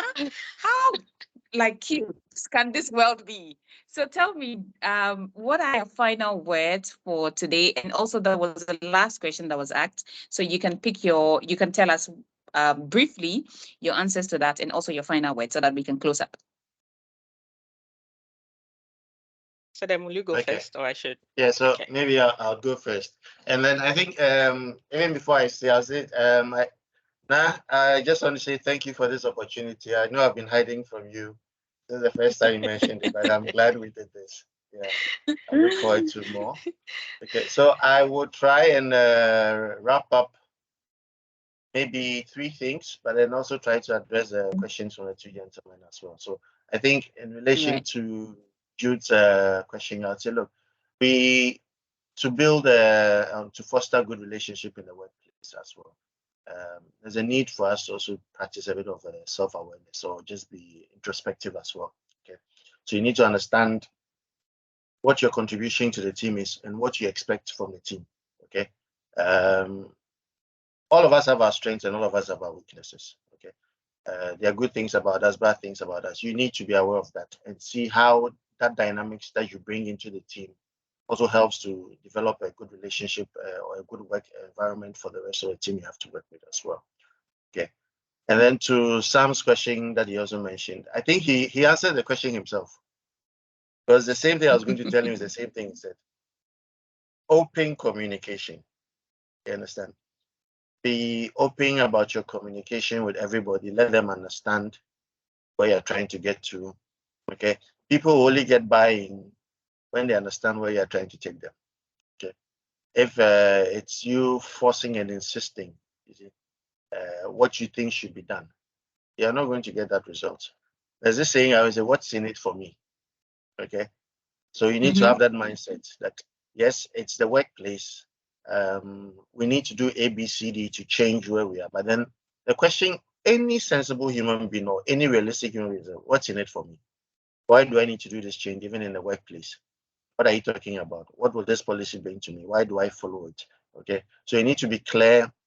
You need to be open in that community. You need to let people understand. Yeah. And that's the only way you get buy-in.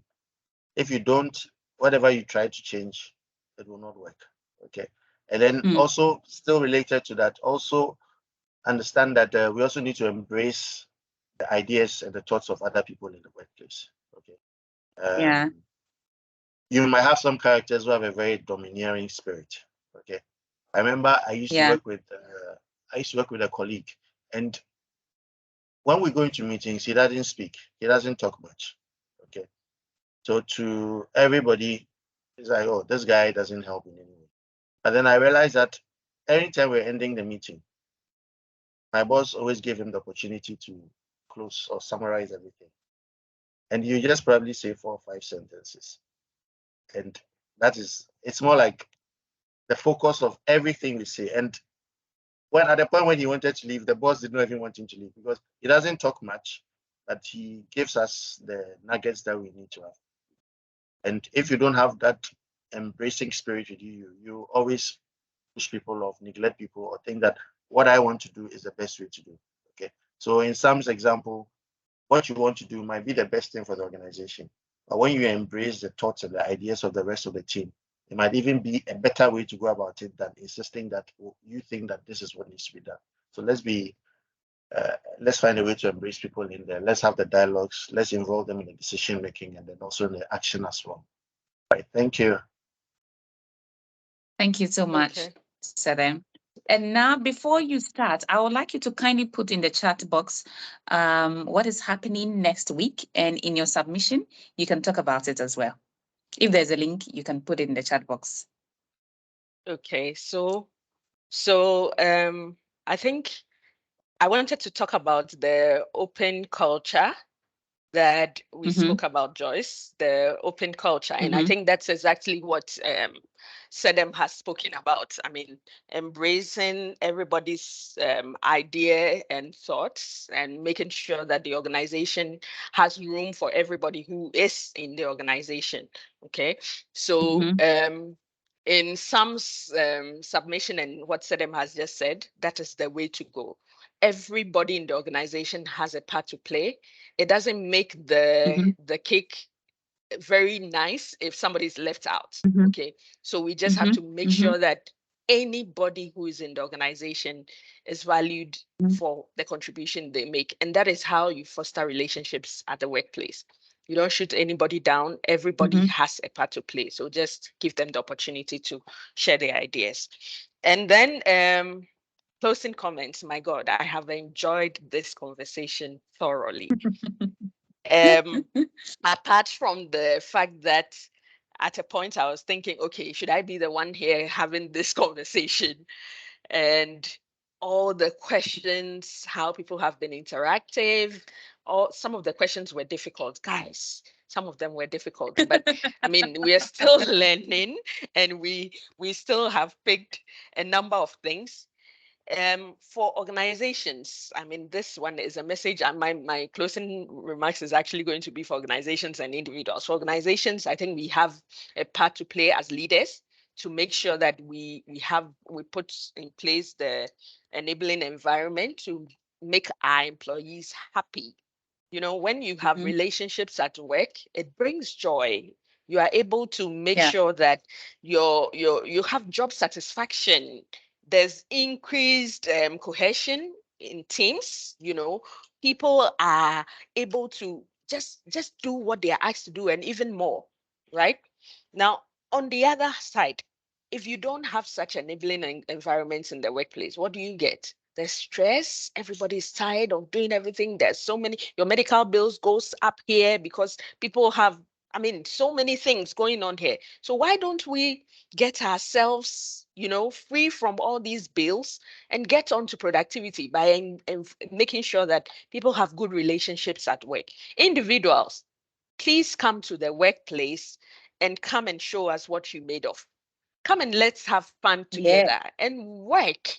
Let's enjoy ourselves. Let me enjoy working with Joyce. Let me enjoy working with Eunice, Jude, anybody I find myself working with. Sometimes we make things so difficult, like it's so difficult. Anytime you come to work, you frown, this person I cannot. No, please enjoy. 80% of your week is at the workplace. So make the best out of it. Connect with your CEO. It's important. Sometimes your boss needs somebody to talk to me. Sometimes I need somebody to talk to. Come and talk to me. Let's have fun whilst working, guys. Let's have fun. Thank you. And then on And what is happening next week? Next week, yes, that's what I've projected. So we're having the mentoring workshop, and my God, I'm so excited about this. We are actually going to have a number of mentors, professionals from various fields coming up to have conversations with us as employees or associates or whatever we call ourselves, young people, professionals. And I'm going to tell you, okay, so one thing that I'm going to do is I'm going to tell you my own experience with mentoring and what I've enjoyed in it. You don't want to miss that story because it's been amazing and my journey has not been smooth. So come and listen to my story, listen to the story from our guest speaker. That is a surprise. Our guest speaker is a surprise. We are not going to reveal, but it's a she. So come and listen to her story and then come and have this morning I was reading a report on that Deloitte has put across on the trends at the workplace and skills that you need at the workplace. And it's shocking.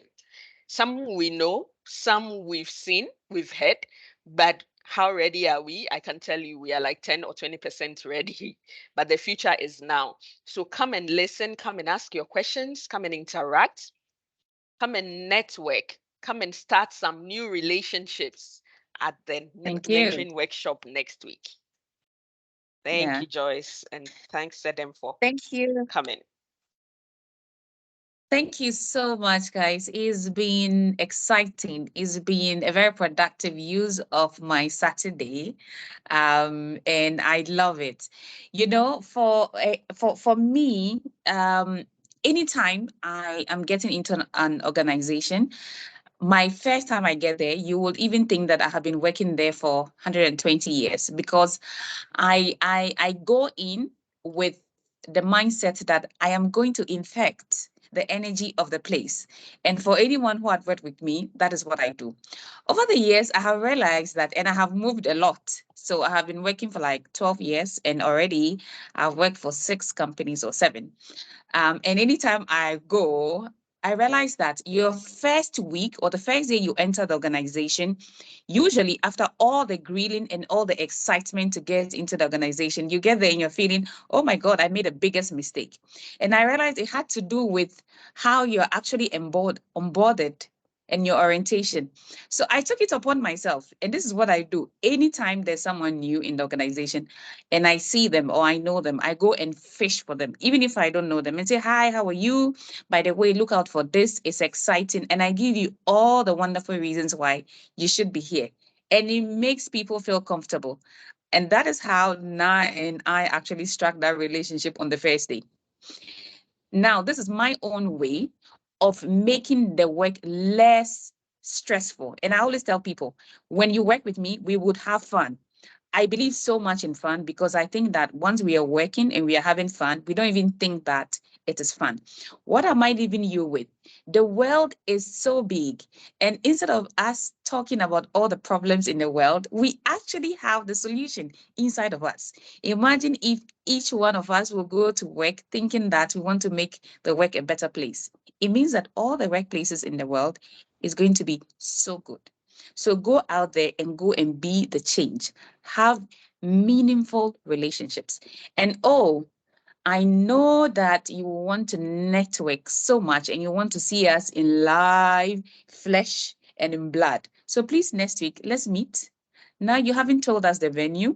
Let's meet, have fun, engage, and build meaningful relationships. Until then, which is next month when we meet again after next week, catch you on the other side. Please share what you have learned today. Ensure that you go on our YouTube page, check us out, and you can read or watch the previous editions. And also let others know that there's a mentoring cafe on LinkedIn and they should follow us for more.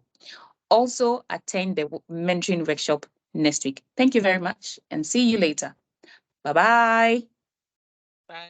Thank you, Joyce. Thank you, everyone. Thank you. Bye. Thank you. Bye-bye. Thank you, everyone. Bye. Thank you, Sedem.